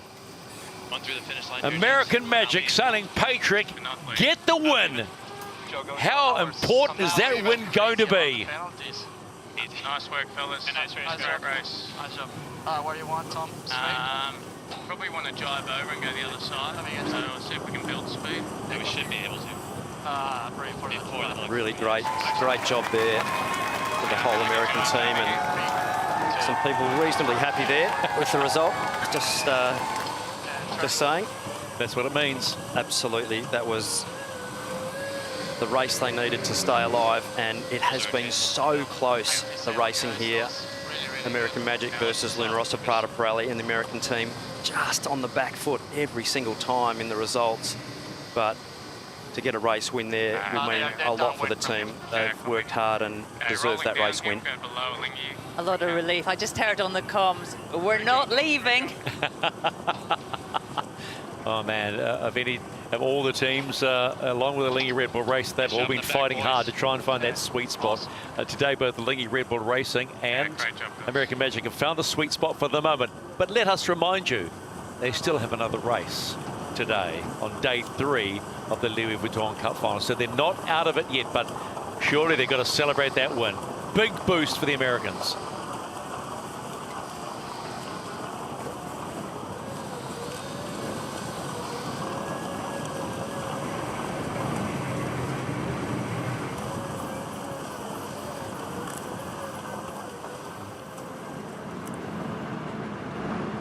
impressive. So finally Luna Rossa up and going, but it's all too late.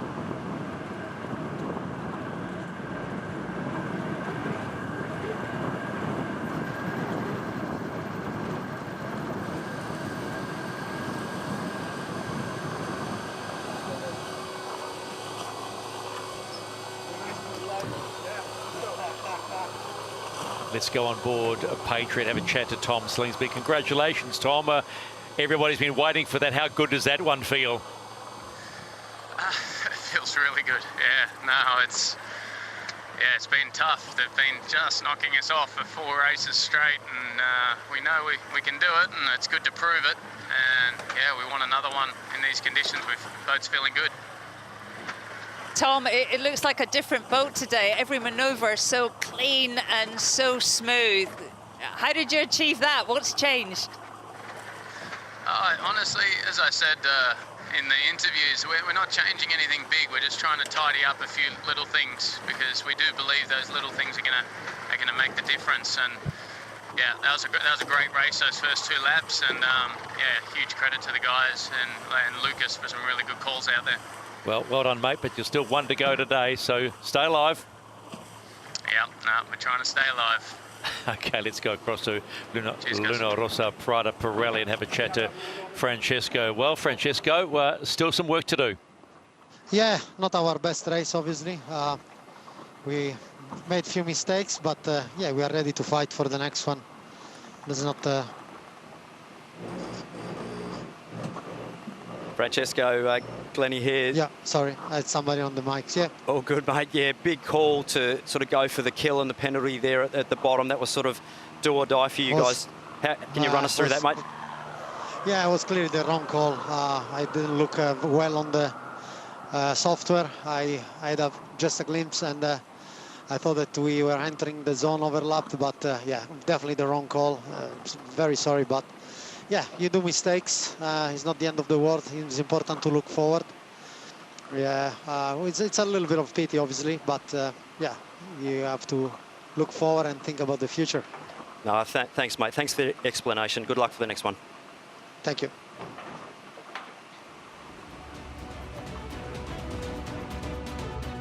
So let's confirm this race, the 5th race between these two, and doesn't that make fans of American Magic feel good? They get the win, and they're still on board in the Louis Vuitton Cup semi-finals. So, just like the race before them, there's a green dot, which means a win, and you're not going home, American Magic, at this particular point in time, but there is still 1 race to come today for both them and Alinghi Red Bull Racing to remain alive in the regatta.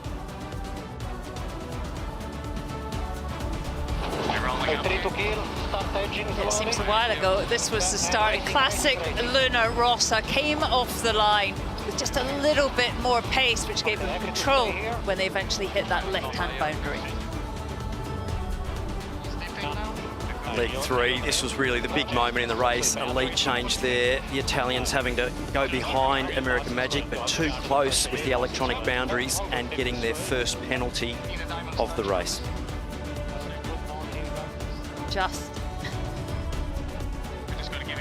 Yeah, and this was the moment, wasn't it? Luna Rossa, really aggressive move. They had the rights on the inside. American Magic gave them the room, but not enough room to do a perfect turn. It fell off the foils, and that was game over for the Italians. It was a must-win match, and they did it. American Magic take the win. Not leaving. Joe goes on. I'm not leaving. Crazy along the field.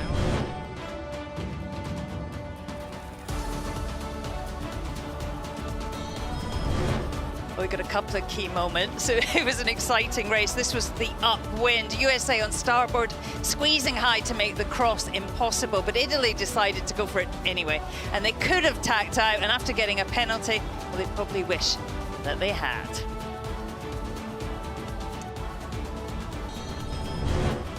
Well, and this was the game, wasn't it? The leeward mark. USA had a very slim lead to the bottom mark and found themselves needing to give room to Luna Rossa, which they did, while keeping their turn nice and smooth and conservative. And that wasn't the same for the Italians, coming in hard to establish control, and meaning they had to turn hard, too hard, to keep on the foils. Just over target. Lots of close crosses in this race, and an electronic boundary here. Jimmy Spittle, watch the boundaries. Nice and smooth, guys. We're going to the pressure here, nice and smooth. And those closing speeds, even in 7 to 8 knots of breeze, nearly 40 knots of closing speed. So split-second decisions having to be made.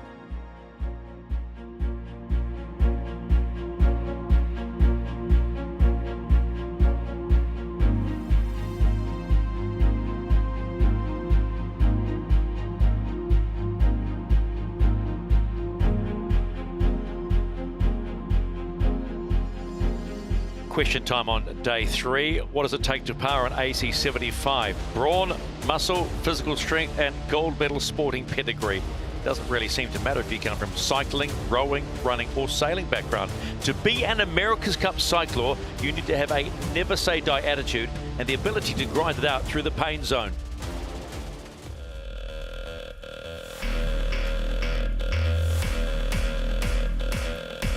So the power group at Alinghi Red Bull Racing is composed of 9 members, all obviously athletes, sailors, rowers, cyclists, middle distance runners. Contrary to popular belief, we use our legs primarily in rowing, and it's not a big difference to use them on the bike. I think the mentality as well, you know, pushing hard in training, in racing, that we're all very reliable when it comes down to putting our best performance. So at Alinghi Red Bull Racing, it's true I'm the only cyclist, so I guess I'm bringing a bit of cycling knowledge in the game.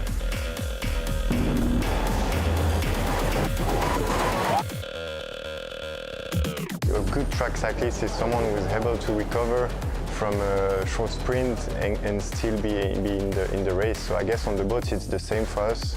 I would say it's an endurance sport with a lot of sprint in between. And therefore you need to have the ability to change rhythm and still be efficient after 25 minutes of racing. The rowers bring obviously banter, watts, and really a good work attitude. Paul Jacko brings height to the team. No, he's a good guy. We've been friends for a long time. Physically, he's very good, a powerful guy. So I actually live with Barn Vidal, so I know him really well. I think what he brings to the team is an incredible competitive mindset and just a willingness to work and get it done. We're basically a bit like a goalkeeper in football. We can't really make the team win, but we can definitely make it lose. Our job is to produce the power which is going to be used to trim the sails, so everything above deck is powered by us via a hydraulic system. So if we stop pedaling, the sails won't move. Having had boat 0 and the opportunity to sail on the AC75 maybe a bit more than the other teams has given us, I think, 2 competitive edge. The first one is obviously we're probably more used to it than other teams, but the second aspect is not necessarily physical or athletic, it's also allowed us to develop a system that's been tried and tested for a bit longer. You know, it really gives a sense of achievements and also understanding into the system. So I think that's going to be a big plus for us. It's a lot of sacrifice to win the America's Cup. I mean, it's more than just a sport, it's a way of life, of living. So everything I do, everything I want to do is to win the cup, and I try my best every day to reach my goal.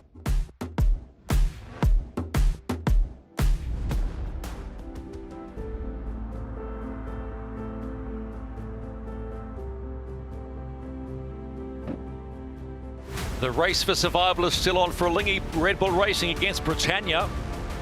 With that surprise loss in race 1 of the day, Ben Ainsley and his team will be fired up to get the job done in this next race.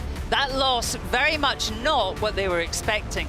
Opposite Ben is the impressively composed Dylan Fletcher, and the rock-solid performance team is Lee McMillan and Bled Mon, and providing the power will be Rossiter, Hunter and Cornish, all led by Olympic gold rowing medalist Matt Gottrell.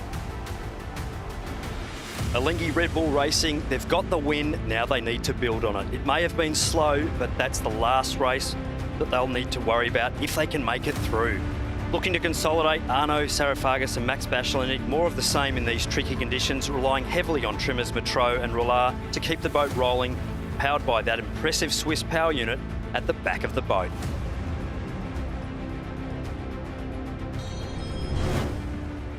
So we are live on board both boats, and race management, the last call we got from them was a 4:21 local start, 4:21 p.m. local start, but it doesn't release any pressure on Alingi Red Bull Racing. As you've heard, they've got the 1 win, but they're still 3 wins behind. To go another day, they need to basically get this win and take it to Wednesday. That's going to be a really, really big day up for them today if they can do 2 wins in a row, because that would mean they've finally got themselves in a good space, and that'll be just huge for the team, both onshore and offshore. It's been a crazy day. It's been a crazy, crazy day.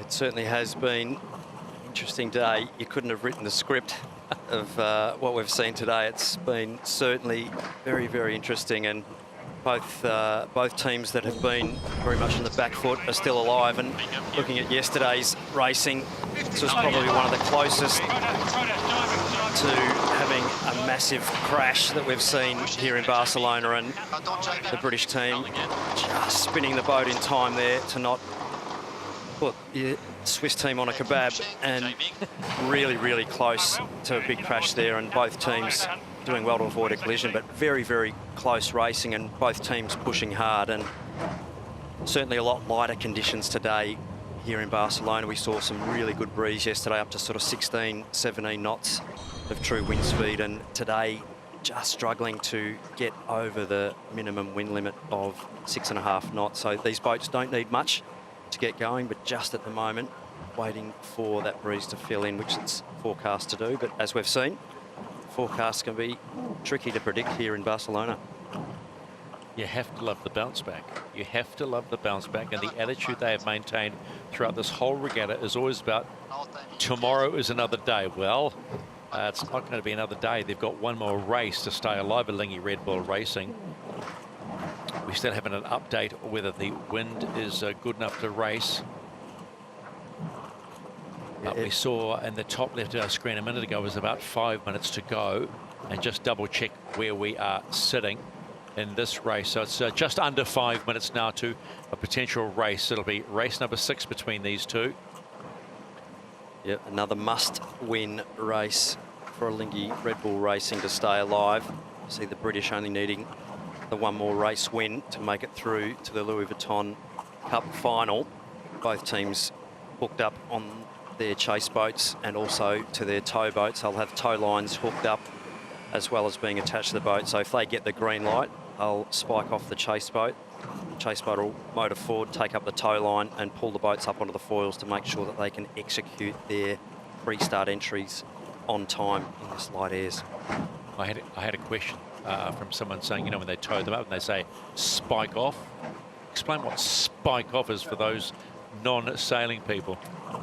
Well, the tow line under load surely uses like a little metal clip called a Tylaska, and when it's not loaded you can put your finger in it, you can pop it open pretty easily, but under load you need to use what's called a spike, like a wedge-shaped aluminium spike generally, and actually jam that down into the little gap and basically engage the trigger or disengage the trigger to actually pop that clip open. So not an easy maneuver as you're accelerating, and as we've seen previously, if you get that a little bit wrong, the boats can jump out of the water and not that good for performance. Ben Ainsley having a good look around. I mean, it's really tricky conditions, isn't it? There's sort of wafts of pressure just gently rolling in and out. It's a tough race course. Ben just checking out the spectator fleet there and seeing if he'd pick up any of his mates off in the distance, but no one to be seen. It's always good to stand up on the boat and actually get a good view of what's actually coming down the course. It looks good, but we've just had confirmation from race management to start for this race, the third of the day. It's been a long day already at 4:29 local. That's 4:29 local. About 10 minutes from now, We are hoping to get this race underway. You'll see the wind trend as you can see it. With the last 5 minutes from our good friends at Cap Gemini, it's got to be at least 6.5 to go racing. Max is a 21 for racing in these magnificent AC75s. It's going to chase 0. Pete, you got the finger out the window. What do you think? Certainly at the bottom end, and you know, being so late in the day, the winds, as the land starts to cool off a little bit, this little thermal breeze that we've got could start to die. I think this is a 50-50 deal out here. Right now, I'd say, well, we could, might be hard to get this one off. Yeah, certainly not top-end conditions here at the moment, so fingers crossed we get to see some racing. So there's Ben Ainsley, and the America's Cup competition for him is not just a sailing competition. It is above all a technological competition, and winning for him is the dream. But achieving it can be a nightmare. Sir Ben Ainsley is the world's most successful Olympic sailor, but he knows success is no accident. It takes hard work, perseverance, ambition, learning, and sacrifice. Trying to win the America's Cup does end up becoming an obsession for us as a British team to get the cup back to home waters for the first time in its history. That's a massive motivator, and that's what drives us to go the extra mile. I think my first awareness of the America's Cup was '87 Fremantle. That was one of the great cups, I think, and I was a youngster then, 10 years old, watching it at home in the UK and just being amazed, blown away by the scale and the challenge of sailing these 12-metre boats in 20, 25 knots plus. The Dennis Conner story is about the first skipper to lose the America's Cup, and now the first skipper to win back yachting's heavyweight crown. Kind of hard to relate to as an optimist sailor growing up in Cornwall, but I remember being incredibly impressed by just how the crews managed to sail those boats in such tough conditions. I've been involved with a few cups over the years. The first cup I got involved with was back in 2003 in Auckland, then 2007 with Team New Zealand in Valencia, getting involved 2013 with the Oracle team in San Francisco, and then setting up BAR, which then became Ineos Britannia. Now here we are in Barcelona 24. Looking back to the Auckland campaign, it was very tough at times. Some of the toughest situations I've been in my professional career. We clearly had some fundamental issues with the performance of the boat. In those moments, it's very easy for heads to drop and people to actually walk off the stage. And we couldn't afford to do that. We really had to rally round, and the team did an incredible job. We had 3 weeks between Christmas race and start of Challenger Series, something like that, and literally every day the team had been pretty much rebuilding the whole boat. And then to come out of the blocks, get 2 wins on the board, yeah, that was a mixture of emotions, but certainly very proud. Your goal is to try and win the cup. You don't achieve that, then in many ways you see that as a failed effort. But of course, we all know how difficult the cup is to win, and so each cycle, it's what do we learn from that? And straight away thinking about that process. And we also know in the America's Cup there is no second. I don't think there's a ticking clock for me. We put this team together in 2014, the goal to win the America's Cup. And in my mind, it doesn't matter how long that takes, we're going to keep going until we get the job done.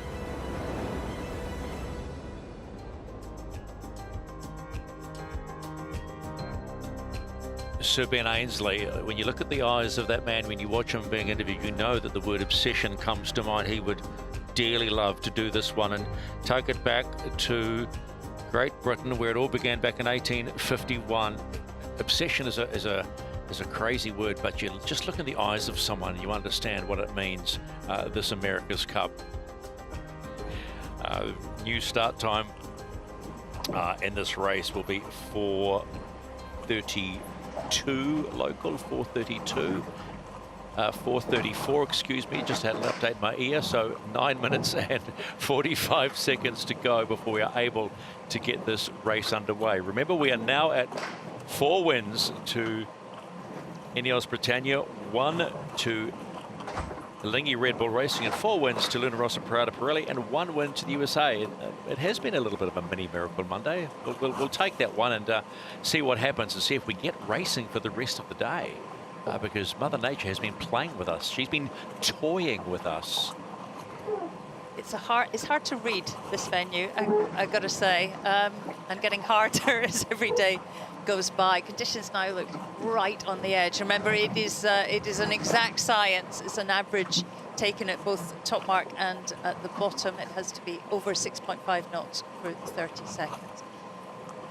I mean, if you're Ben Ainsley, you'd really been hoping to get it done today for lots of reasons, but it also gives you an extra day before we get into the Louis Vuitton final. And you know, how valuable is that, these days in between?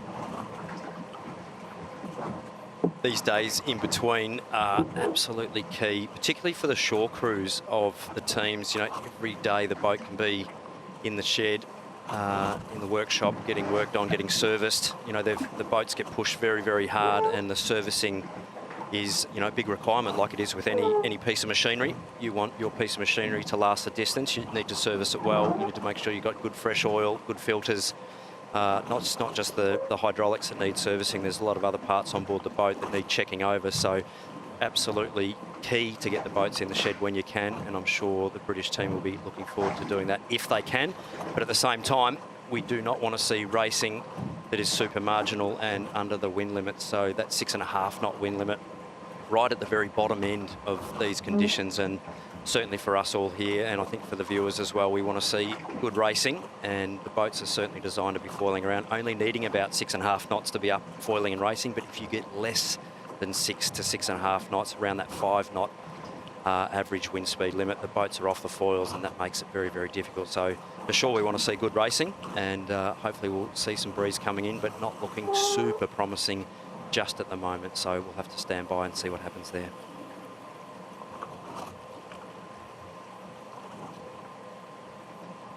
So you can see Dylan Fletcher waiting. He's an Olympic gold medalist and a sailing superstar, but also a driven man. He was 13 years old when he was bitten by the sailing bug. His dad predicted he'd one day hold the America's Cup aloft. The Ineos Britannia helmsman's persistence and tenacity got him into the team. Now he's determined to right the wrongs of previous campaigns and make his father's prediction a reality.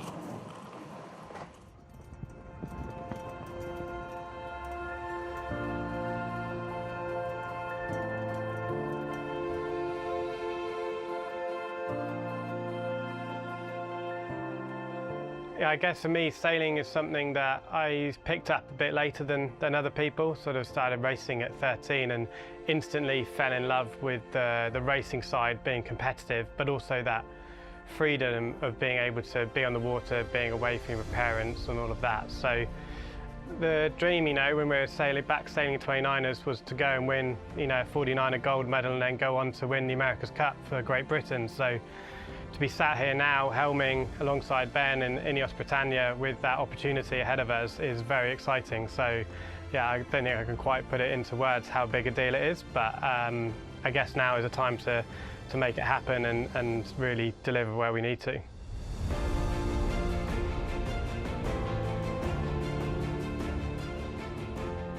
You know, I look back on my Olympic memories very fondly. Campaigned the 49er for a number of years and competed in Rio. Very disappointed to just miss out on the podium there. And then I started sailing with Stu and for the Tokyo cycle, where we ultimately had a strong cycle finishing in gold. We beat Pete and Blair, the current holders of the America's Cup, with Team New Zealand. We did have a bit of a rivalry, so certainly feels nice to be back here and racing against them. It will be the first time since Tokyo.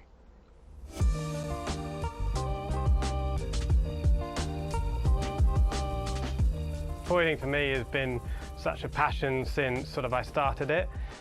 The 49er had quite a natural progression of 49 sailors then sailing the Moth and winning world championships. And I guess I saw that as my opportunity into the America's Cup. I certainly didn't see another way to be here. So post games thought that the best thing I can do to join an America's Cup team is try and win a World Championship and join that, you know, the likes of Paul Goodison, Tom Slingsby and Nathan and Pete at the end of the day. After the Olympics, I was sort of pestering Ben, to be honest, every month or a couple of months, just, yeah, do you need any more sailors this time? Obviously aware that the two boating that was allowed in the AC40s for this America's Cup really opened up the opportunity. When I started with the team, I was here as a sort of spare helmsman, reserve helmsman, often sailing when Ben was away at SailGP, or when we did the two-boat program, I ran the B-boat effectively. Then again, when sort of Giles was away, I was sailing the 75 during the SailGP period. So I guess you'll have to ask Ben on exactly how it all worked out for me to be here, but I'm very happy to be here. Before Dylan joined the team, he was pushing really hard. I mean, his tenacity definitely came to the fore there. Almost to the point that it was too much. But then it's a really good lesson, and until you actually know somebody, you shouldn't prejudge them, because as soon as he came into the team, it was clear that that tenacity was a massive asset. And you know, it'd been easy to dismiss that sort of pushiness, tenacity, as maybe that's not going to work within the team. But you know, I have to say he's really done a brilliant job. So I'm glad he pushed so hard. Breeze increasing and good righty. 25 seconds till boundary. Really big righty, 130. I think AC37 is going to be different to previous cups. The boats are certainly much closer, and with the manoeuvrability of them, it is more about the sailors and their racing skills. And away in 5, 3, 2, 1. Working down, no mind. But also, as we've always seen the America's Cup, having the fastest yacht has always won. So continually developing is going to be very important, and we'll see that from all teams, but we're certainly seeing like a trajectory, and we just need to keep pushing forward, and all teams will be there, I'm sure. Breeze is in the right, all clear. Got a reasonable gain at the moment to the right turn. Well, good effort, lads. There's some big ones there, thoroughly appreciated. To win the America's Cup for Great Britain would be enormous, especially, you know, the Royal Yacht Squadron and bringing the trophy back to where it all started. I don't really think you can put it in words on what it would mean, but it would be very fitting, I think, to end that way.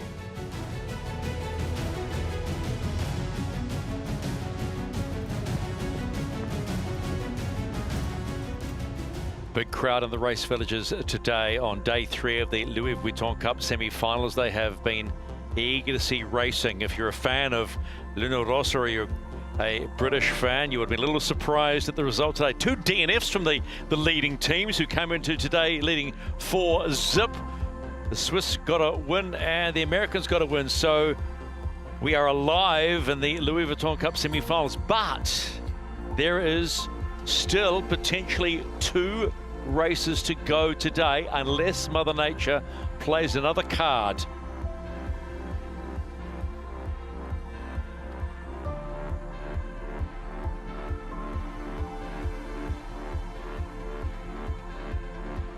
So the tow rope's on Alinghi Red Bull Racing.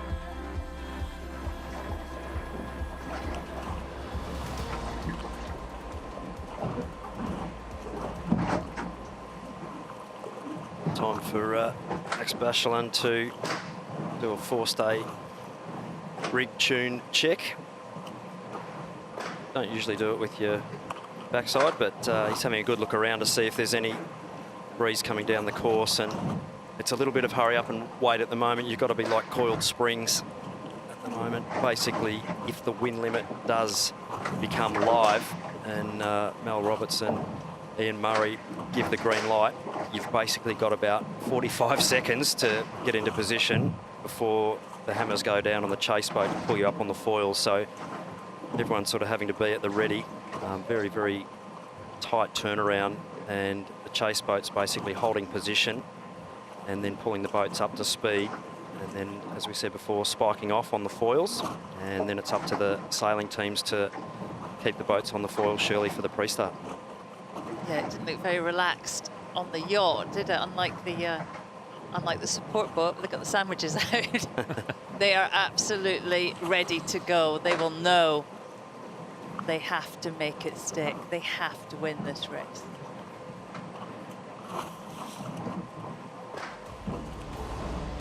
Alinghi has a unique claim to America's Cup fame. On March the 2nd, 2003, Switzerland became the first European country to win the Cup.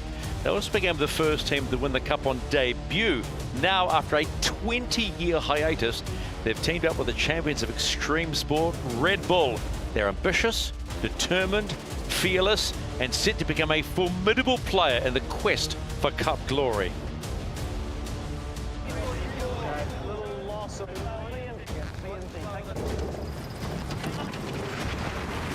Alinghi did first compete in the America's Cup back in 2002 during the Louis Vuitton in Auckland. And Alinghi, led by Ernesto Berarelli, wins the Louis Vuitton Cup 2003.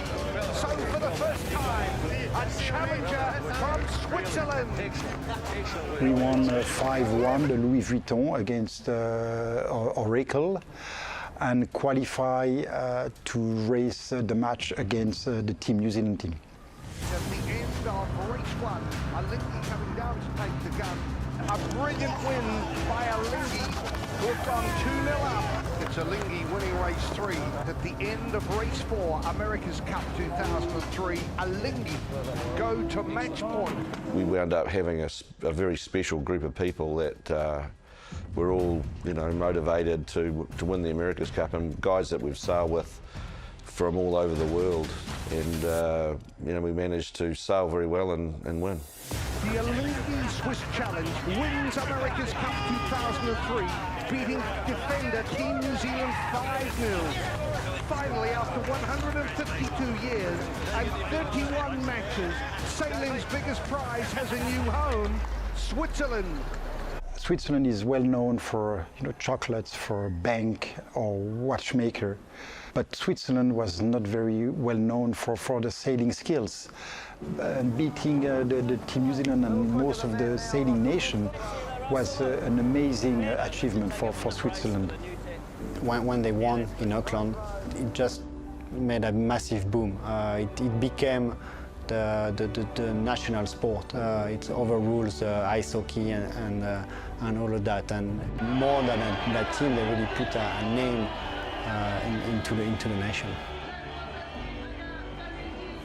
America's Cup 2007, Valencia, Spain. And coming in from the port hand, it is the defender Alinghi. Challenging and defending is quite different, and I think it was 5-2 in the end for the America's Cup. All the races were hard fought. Alinghi have done it, and the America's Cup stays in Europe. We had a really hard fought regatta, which ended with us being successful.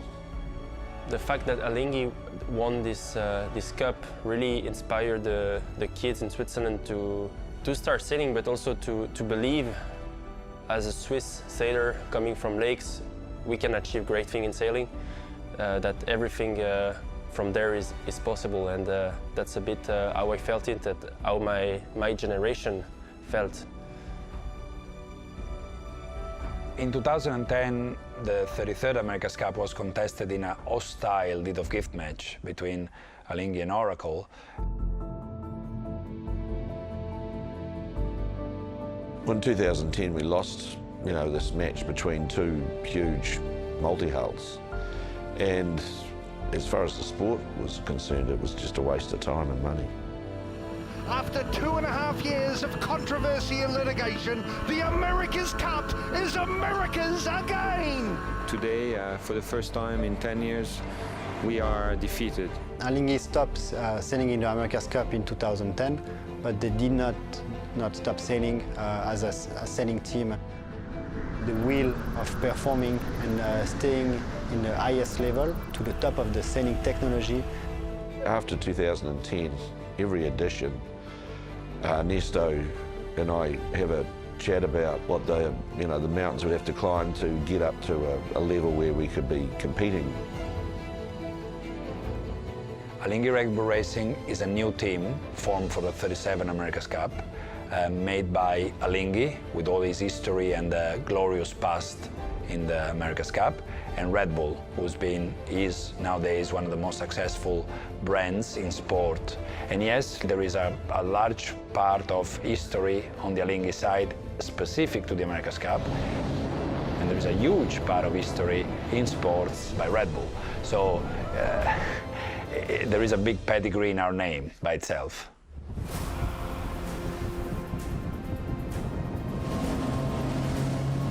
It's a really big deal for Alinghi now that's been joined with Red Bull. They did want to create the ultimate team. So they joined together in 2021 to create this ultimate team that everyone would like to join. Well, I guess Ernesto is he's a passionate sailor, and so he loves the foiling aspect to it. He loves that sort of the technology part of it, and I think that's what dragged him back into it. I told him it was a silly idea, but he said, no, we're going to do it.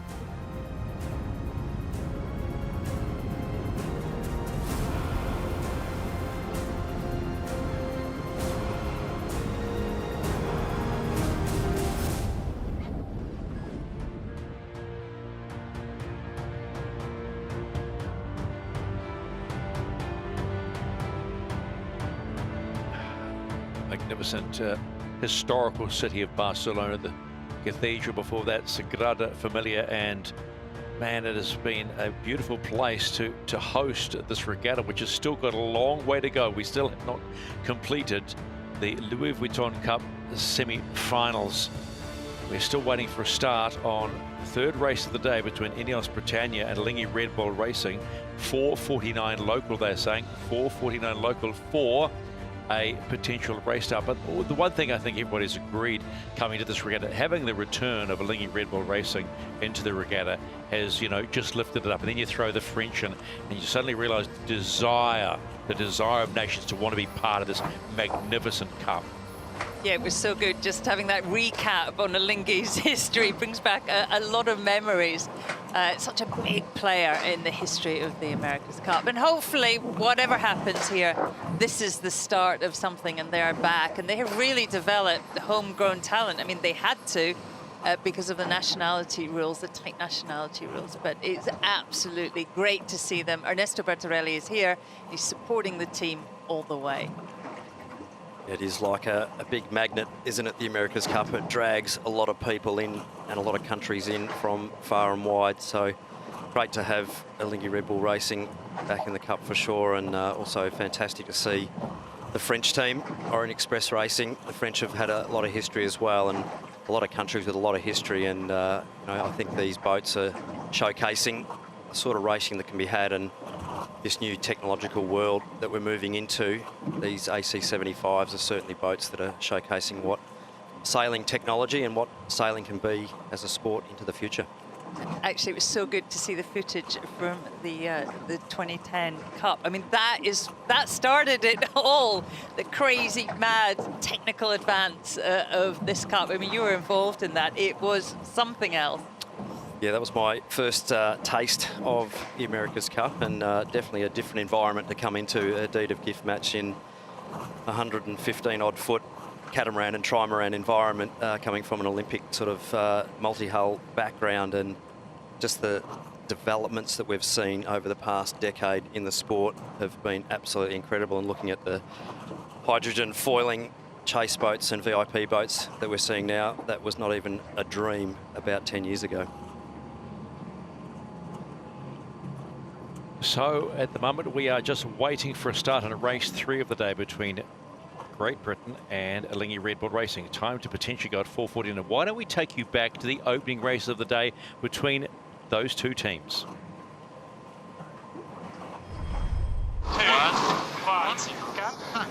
Opening race of the day is on. D-Day. Switzerland, this is the umpire. Get behind penalty Switzerland, OCS. For Alinghi Red Bull Racing, and not what they wanted. Alinghi Red Bull Racing 4 meters over the line. Beautifully controlled by Ineos Britannia. Big loss required. Penalty clear. by the Swiss team there. Unforced error. But they are on the foil. That is key at this point in the race to keep it tight.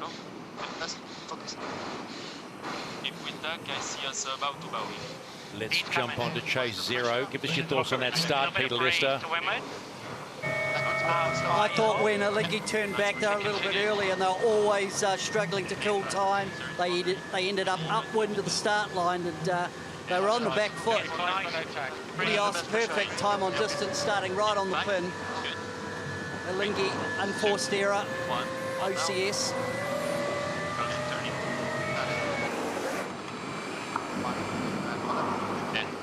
Fast moon is good. Outside on the single in 10. Big speed bill needed by Alinghi Red Bull Racing. The British there, clearly across. Good pressure out on the bow. Ineos Britannia coming to the top gate for the first time in this fifth race between these two teams. Ineos Britannia with that 4-0 lead. All the executions today in this lighting will have to be spot on. They complete the opening leg of 6 here in Barcelona. Not too far behind, crossing behind. There's Alinghi Red Bull Racing. Recovered from the OCS at the start. 75 behind, and they are now again the chaser, or is it the hunter?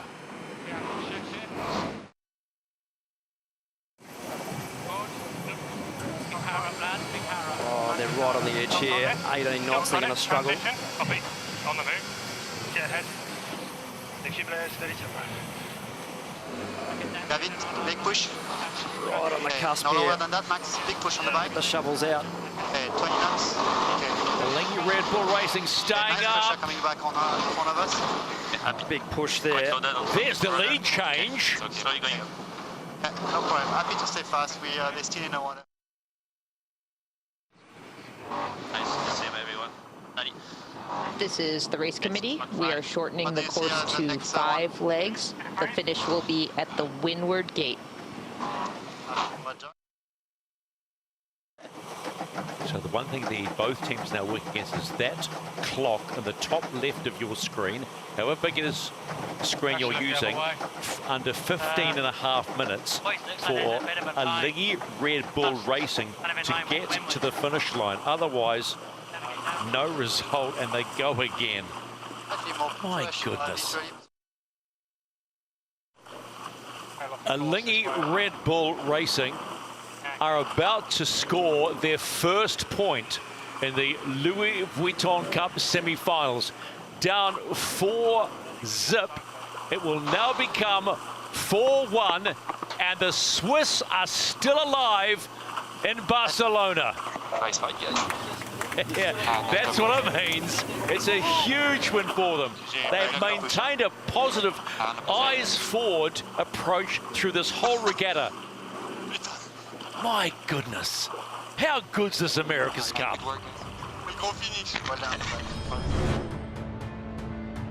So that was earlier on today in race 1 where there was a DNF from Ineos Britannia coming in, and Swiss got that magical first win. Is it enough to keep them alive? Is the weather going to be enough to get this one done today? Race number 2 on day 3 of the Louis Vuitton Cup. Why don't we go into the water with Peter Lester? Peter, you haven't. How's that cup of tea? You had a cup of tea and a lie down?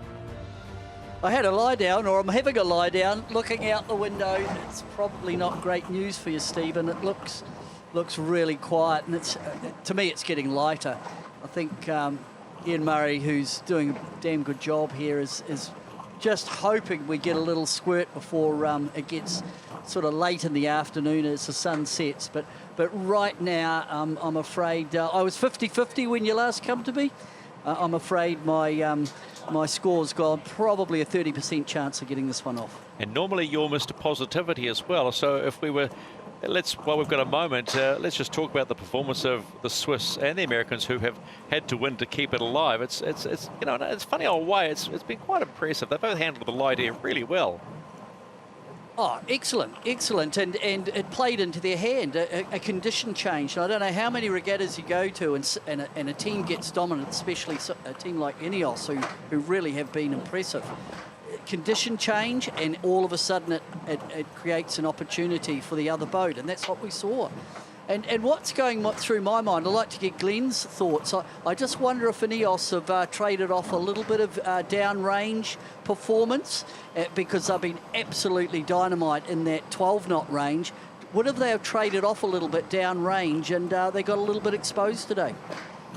Yeah, certainly foil decisions, Pete, I think is a massive one for Ineos Britannia. And, you know, the absolute job that you need to do as a design team is come up with an all-purpose setup. And I think we've certainly seen some good, moves forward there with the team and some good progress with their foils. So it's really about not only just the foils in those conditions, but about how you use them and also how you use your sail plan. So I think we've seen improvements across the board for Ineos Britannia, and a little bit unlucky today, I think, more so with the wind than the way they were actually sailing the boat. But yeah, absolutely agree that definitely making some good moves forward, and they'll have to keep developing if they're to make it forwards from there. So while we wait for a start on the third race of the day and the Guardia Sevilla, take a look over everybody, make sure everybody's ship shape, so to speak. Let's take you back to the second race of the day today between Luna Rossa Prada Pirelli and American Magic.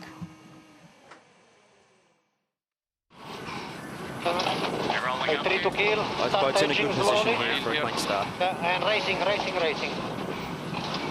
We've got a start, we've got a race. The fifth time these two teams meet, Luna Rossa Prada Pirelli and the New York Yacht Club's American Magic. Okay, that's tank, all good speed, good mouth. Good mouth with him. We are faster and higher. Both boats were 5 meters back from the line and actually still reaching, still accelerating at start time.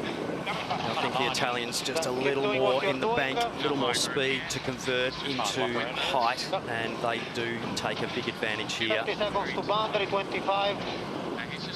Holding well here. We've seen this story before, how big a deal it is to be able to control on the exit from this boundary. Luna Rossa well placed. Going in 3, 2, 1, more down.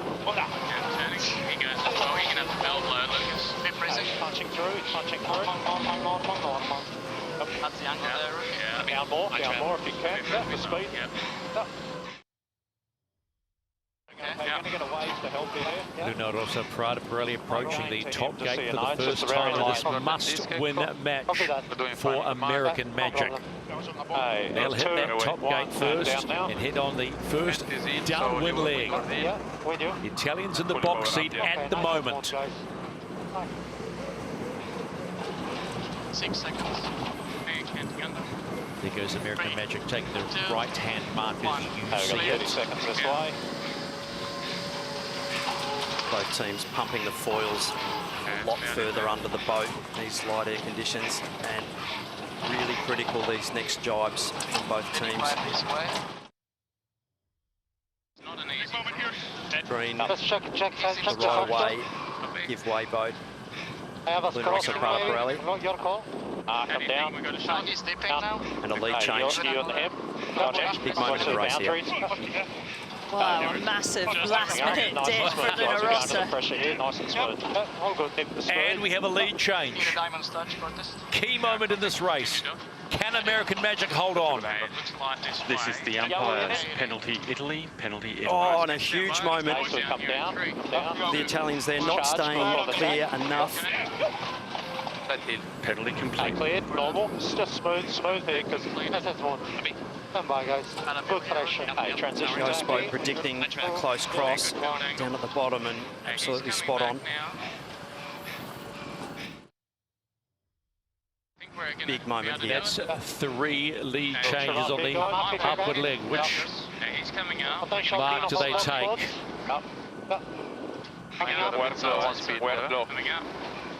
Okay, we flag this. Yep, flag. Bearing away. American Magic still holding the lead. They take for them the right-hand mark and the opposite mark for Luna Rossa Prada Pirelli. Pretty much neck and neck on that downward leg. It'll be leg number 4. We're halfway done. Yielding speed.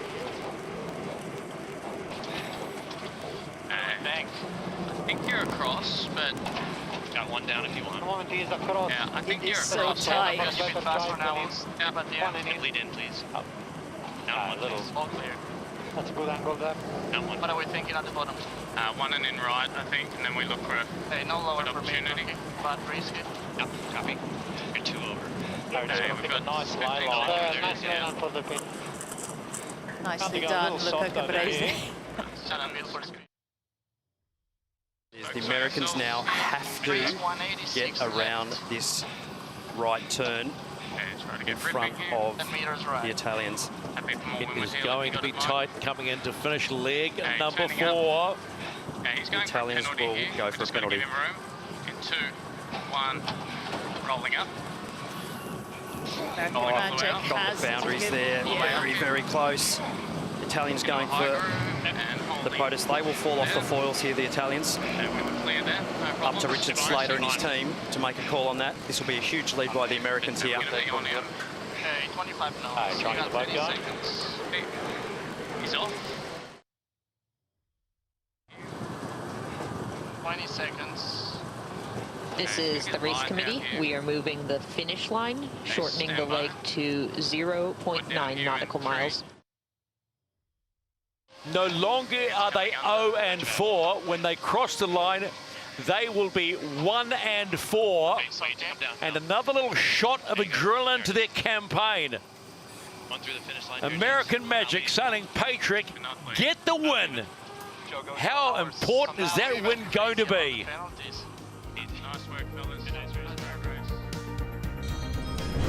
That was a big win for fans of American Magic out of the New York Yacht Club and all the fans that have been gathering here all day to watch day 3 of the Louis Vuitton Cup semi-finals. We said right at the start of the day, which was around 2 o'clock, we were looking for a miracle Monday. Well, they are small miracles, to say the least. Now it's sort of softened the wind, and we're still waiting for a start in race 3 of the day. But I suppose the one thing, Glenn and Shirley, that we were looking for was to see the promise that American Magic has shown right from the beginning. That it was finally realised when it mattered most. Maybe a little late, but it mattered most today.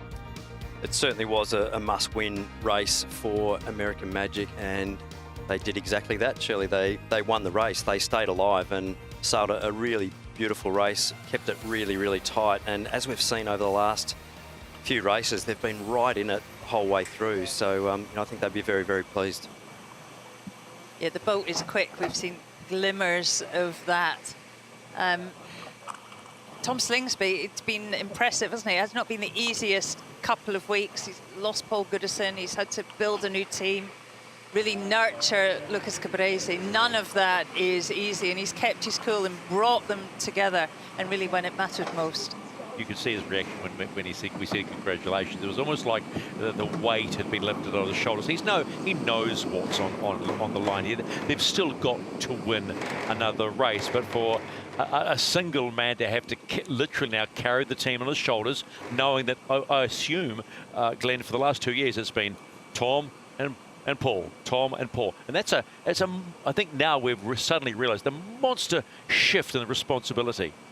Look, I think Tom's done a really great job of just sort of keeping cool, particularly under pressure whilst racing. There's obviously a lot of external forces going on, a lot of other things. We only see what's on the water. We don't get to see what's behind the scenes. But the team, I think, has done a great job. It's a big gap to plug. With Paul gone and Lucas, stepping in, and hats off to Lucas again for his involvement in the team. It's obviously a big team that needs to get the boat around the track, and I think they've done a great job. So you can see now Alinghi Red Bull racing on the toe, under 10 minutes to go to hopefully a start in the 3rd race of the day.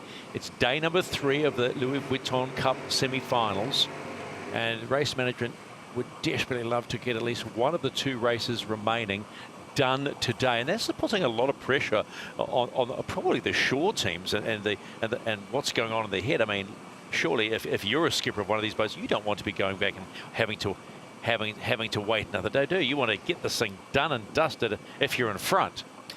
If you're in front, but if you're behind, you want to just keep chipping away, taking races off your opponent. So It is, you know, it is the best of 5, and you have to get to 5 race wins, and it's not easy to do when everyone's really trying and pushing hard.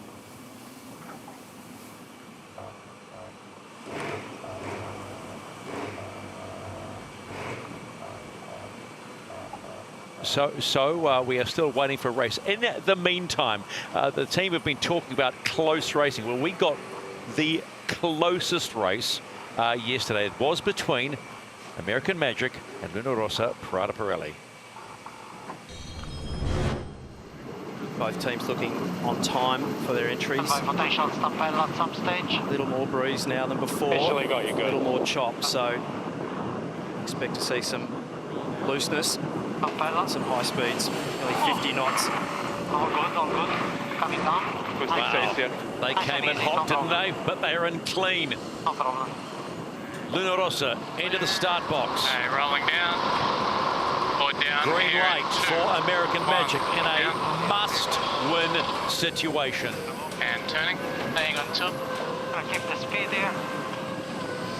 Okay.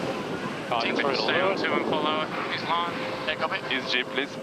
Quickly set up here. Just below him Message here. is all out. Yeah, and his line's fine, I think. No problems here. Yeah, this is good. Okay, Nice calm heads on board American Magic here.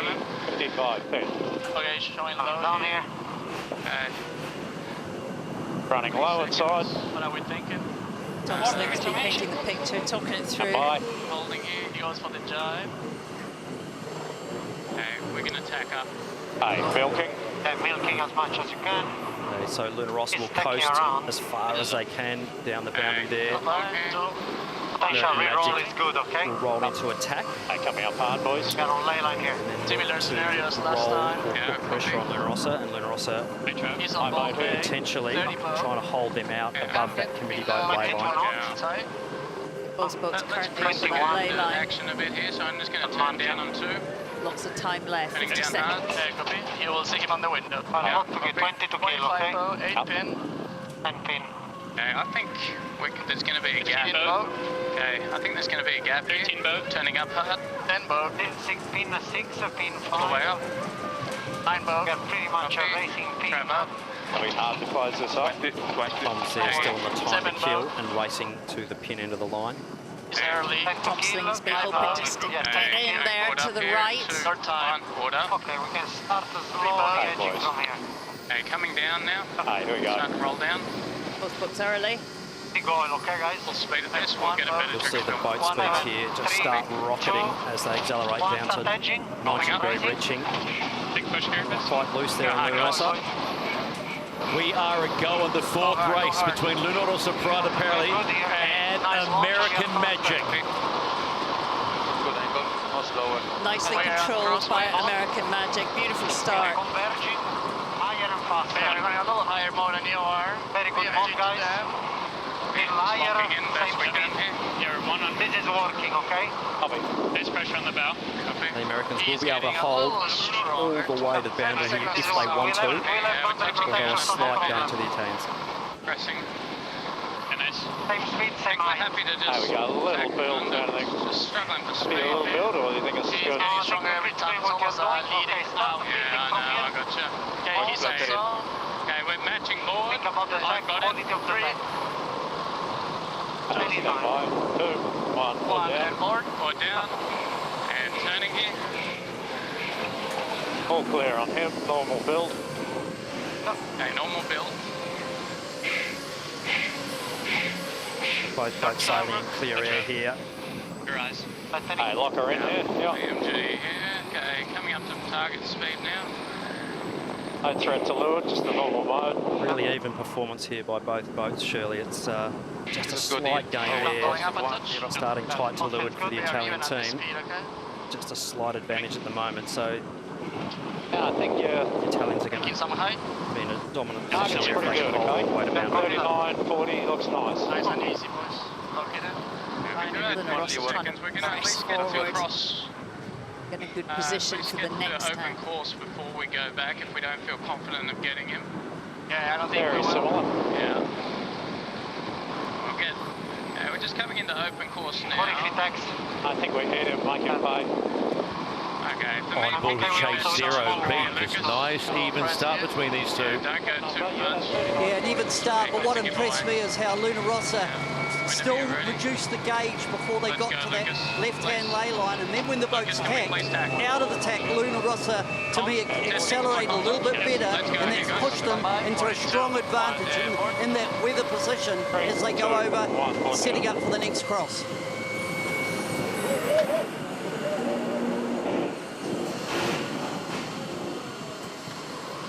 Pretty much as you'd expect, Luna Rossa Got 50 on starboard. putting the foot on the throat of American Magic. Now I think we go straight one and in.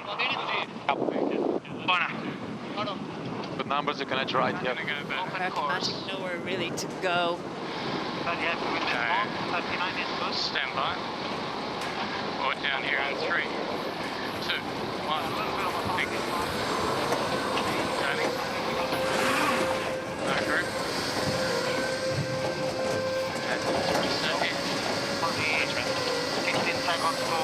Gust here. Plenty of pressing. Costly, those extra manoeuvres. High five feels good there. Around about 7 to 8 knots of boat speed loss, even in these conditions. So going from full power to full power. 3, 2, a little further. 1, and 1 down. Boat's going through the eye of the wind there. No power, back into the power again of the rig. So it's basically a big lift off the accelerator as you're going up a hill, effectively, like you would be in a car, and then you have to put your foot flat to the floor again and rebuild the speed. So he's going left.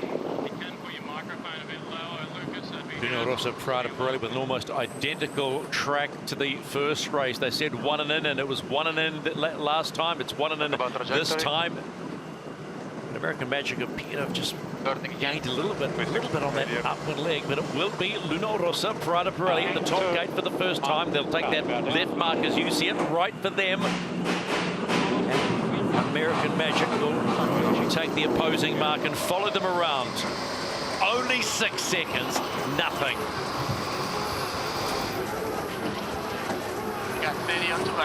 still a really tight race here, and a really nice rounding there from the Americans. Race boat indicating that there's just a slight advantage to the Italian team. But a lot more pressure on the bottom of the course at the moment near that bottom gate, so both teams having to execute clean sailing at max performance. James Wright there. Sorry. Well and truly on the red line. Smooth down here. Yeah, nice. Over 500 watts in some of these manoeuvres, so absolutely no rest for these guys. Nice righty here.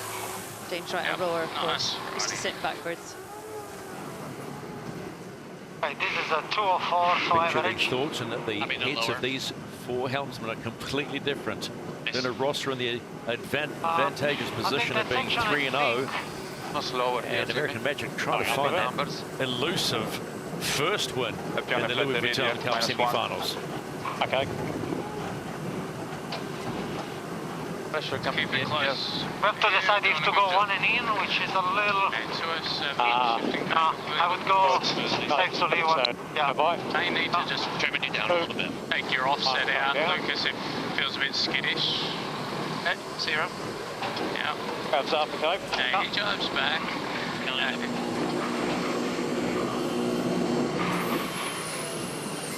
More pressure here. I think we're just going to be patient. Italian team just doing a nice consolidation job there just to make sure they take the same turn as the Americans there. Saying that there's a left gate favour. That's smooth. This is the race committee. We are moving the windward gate, shortening the course to 1.9 nautical miles and shifting the axis to 205. Ley line approaching, Jimmy. American Magic have done well here to keep this tight. A little further.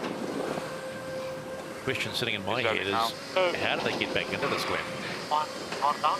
Well, they're certainly not giving up the chase. That is 100% sure, and they just need to keep it tight, keep the pressure on the Italian team.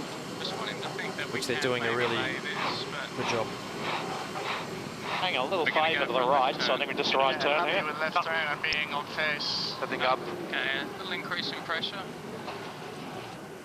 There'll be a board up after one board. down for There we go, one board down there. Copy. Not long here. One board, okay. Okay, stand by. Tiny bit further. Board down here in 3. Going leeward from out. Fluid hill. Alinghi Red Bull Racing coming into that gate. Look at that, just over 43 knots at the bottom.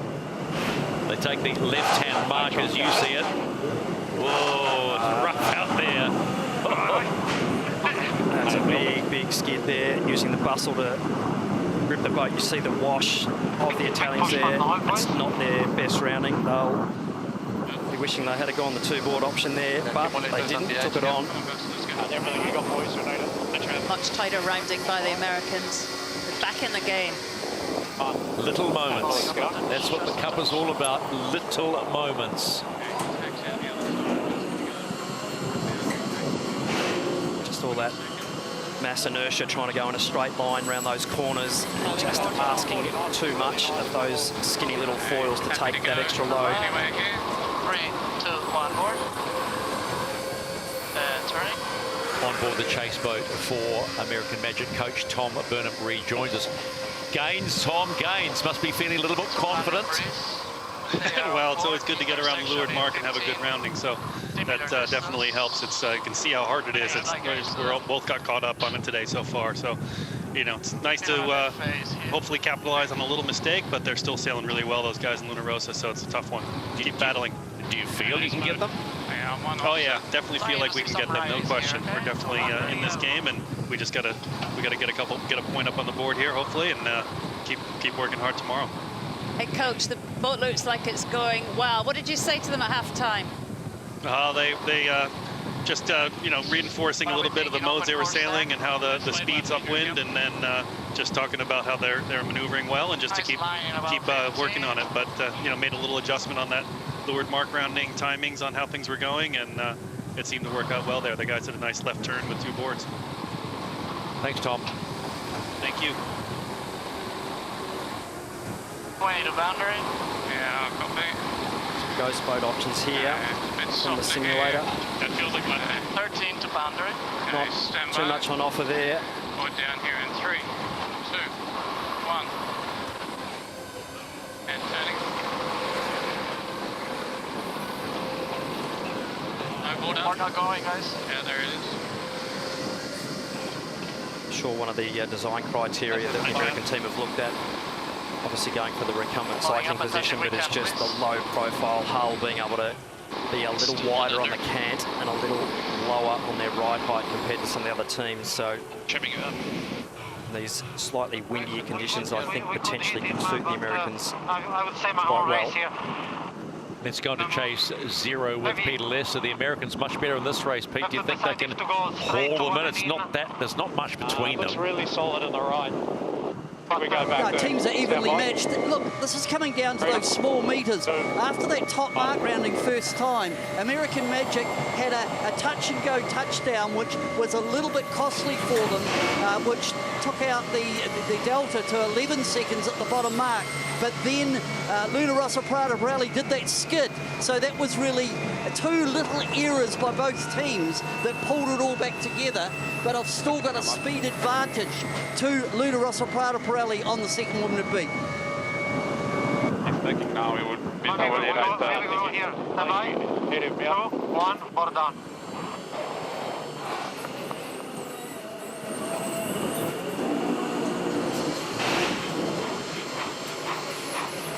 Italians just working hard to try and lock this race down and not let the Americans wriggle free. 2, 1, half 1.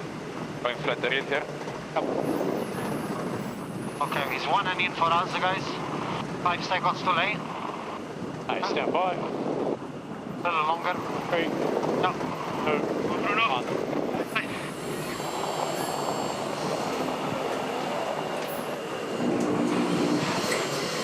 Nice one, guys. Hey, Good course. Cyclors doing their job for Luna Rossa Prada Pirelli. We've reached the halfway point in this fourth race between Luna Rossa and American Magic. And it will be the Italians that get around that mark and head down for leg number 4. In come the Americans. Hanging in there. Hanging in there. Big push, guys. Go hard, guys. Go hard. Good angle, Tom. No. Asking for more from the cyclists. Big manoeuvres, these. Those guys absolutely valve bouncing there. Stand by. They're ready for a new set of piston and rings after this race, for sure. We talk about efficiency of racing execution today, but we've seen already one small error. They made an error, American Magic, in the opening race at that bottom gate, cost them dearly. Will we see the same from Luna Rossa Prada Pirelli? Will they make an error? That is skid in the last rounding. Still not much between these two boats. The Luna Rossa team will be looking out the window going, these guys just aren't going away. Still putting a lot of pressure on the Italians, American Magic. So one little wobble or slip up here by the Italians, and we'll see a pass, so they have to keep sailing the boat well. Yeah, on the longboard here, guys, a minute 20 this way. American Magic on the right jibe. They look great, BMG here. 8 lengths behind, gents. Keep working. Bit of pressure now. Now we're in big breeze. We'll just see what this angle is. Both teams now well into foil cavitation zones. So 25 to those aerial shots will 25. show those skinny little foils right on the limit as well of what they're capable of doing. 20 seconds to ley line. This is good. Much pressure is. Oh. Pressure looks like it's going to hold. 10 seconds to ley line. And prima. No lower. Okay, stand by. Happy? Yep. 2, 1.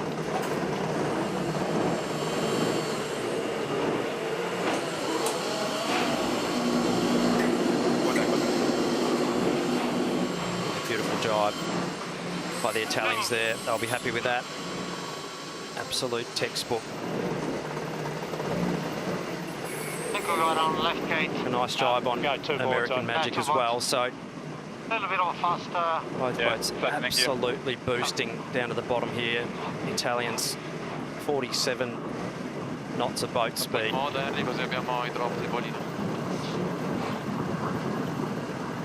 Malon's got the smallest of rudders.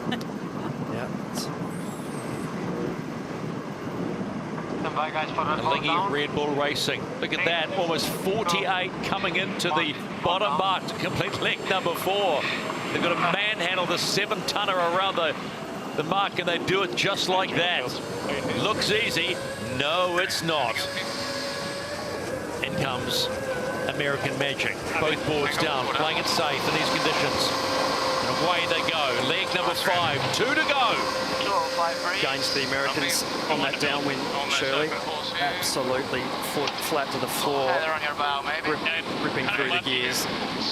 Ghost boat here, showing the American team slight gain there, a little more pressure and potentially better angle out on this left-hand side. So this race far from over. If they can just keep the foot flat on the floor and keep the grip in the water, they'll be in the hunt. Keep the pressure on the Italians. We're closest we've been all race, guys. We're in this. He's coming back, he's across. It's close. Let's go Luna Rossa's chase boat, Coach Philippe Presti. This one's a little bit tighter, Philippe. Yeah, indeed, very tight.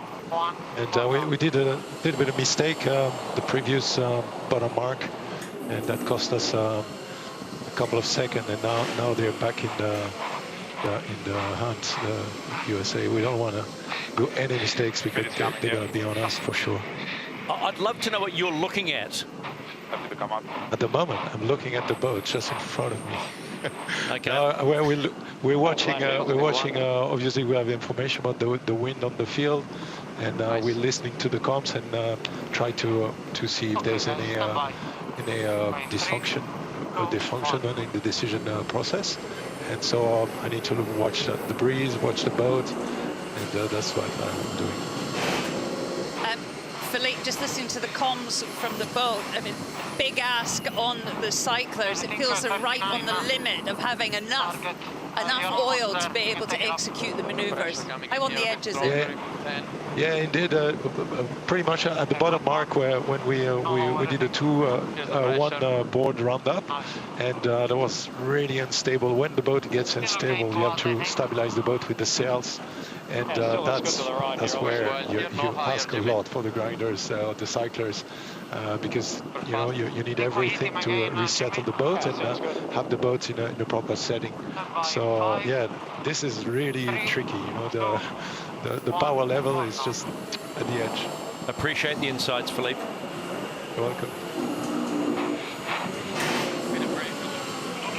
I've got to say, we're pretty privileged to talk to the coaches while they're trying to look at what's going on, and their chargers are charging up the race course on leg number 5 of 6. He's out now. Literally only seconds now in this race, so the Americans 100% breathing down the neck of the Italian team.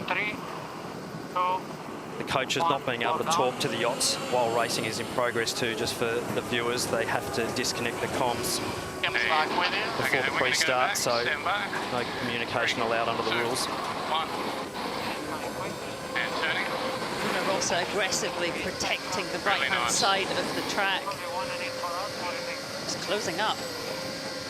If you remember the first race of the semi-final between these two, it wasn't until leg 5 that Luna Rossa got the lead because American Magic had come out of the gate flying. Could we see the same thing?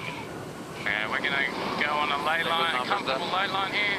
Come in, rolling up at that rookie. Happy to set up there. 3, 2, 1, airborne.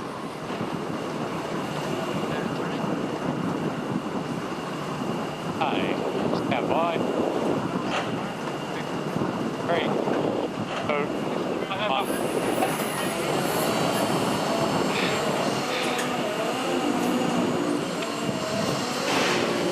Rossa, final tack to the top gate for the last time. But look who is coming at pace. Right, in comes American Magic. Wow, they've picked up some gas coming in, and this will be the last leg heading home. Race 4 between these two in the Louis Vuitton Cup semi-finals. Have American Magic got something in the tank?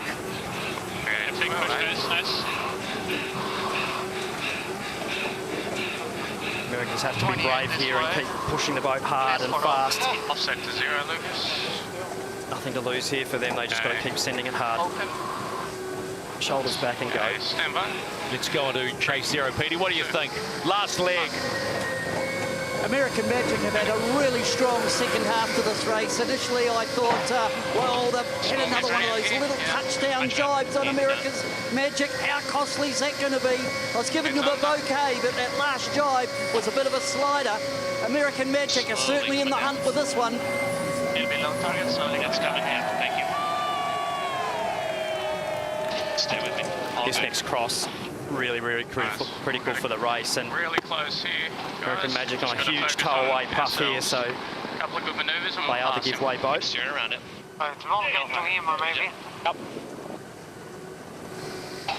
Hold back. Yeah, a bit tight for the Catenaccio at the moment. Off here. He may try a lockdown. If he does, probably roll out. Copy, it'll be your board then. Yeah, no, just be a normal. Yeah, pressure-wise. Super cool heads on board American Magic. Great we're going words the of right wisdom way. there by Tom Slingsby, keeping it chill. No higher, please. Okay, nice shift to us. Too close really for Luna Rossa to defend and try and jibe in front. Yeah, absolutely too close to defend for sure. A little lift, yes. super fast. So it will be a drag race to the finish here for both teams. How brave are they going to be to push far hard? off with this righty. Happy?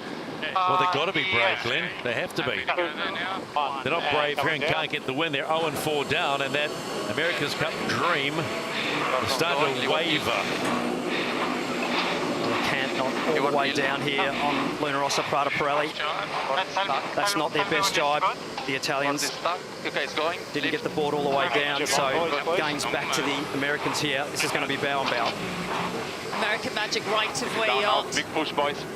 Big fun, boys. Final quarter of the last leg in race 4.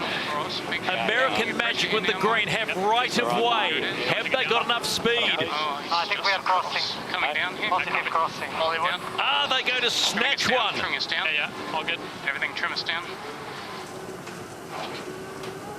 Oh, super close here. Possible protest.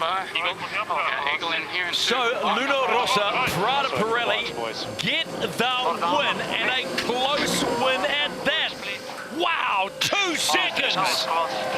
The Italian fans go wild, and they go 4-0 in the Louis Vuitton Cup semi-finals. Woo! How good was that?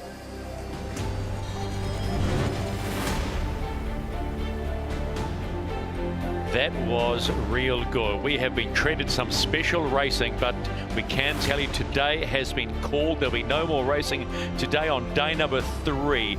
So we'll go to Shirley and Glenn and just figure out what did we learn today. The big guns came in at 4-0, and they didn't handle the conditions as better as the Alinghi Red Bull Racing or American Magic. Shirley, ladies first. What did you think about today?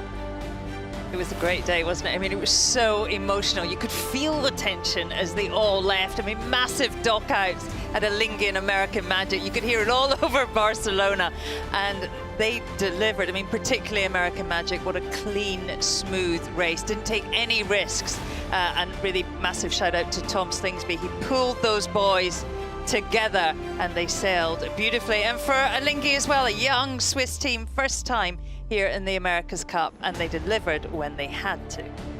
Yeah, both teams that were on the back foot today, you know, fighting for survival in these finals, pulled off race wins. It's absolutely what they had to do, and they'll be sleeping better tonight knowing that they're still in the game and they're still in the hunt to make it through to the Louis Vuitton final. I think that the line used with Luna Rossa today, particularly that bottom mark, no risk, no reward when they came off the foils, that was really interesting. And Francesco Bruni was quite honest, said, well, my mistake. We made the mistake, but man, hell of a mistake. They could be clear right now. Yeah, we haven't seen them take that level of risk before. They've been so clean and clinical and smooth. So perhaps not the full package. Well, not yet. So what do we think? It's going to be interesting to see what unfolds. And the big teams, let's call it the big team, will not want another day in the shed, or another 2 days in the shed maybe, to have a think about this. But there's hope. There's a spark of hope for American Magic and Alinghi Red Bull Racing. And I think that's what anybody wants to see in this America's Cup.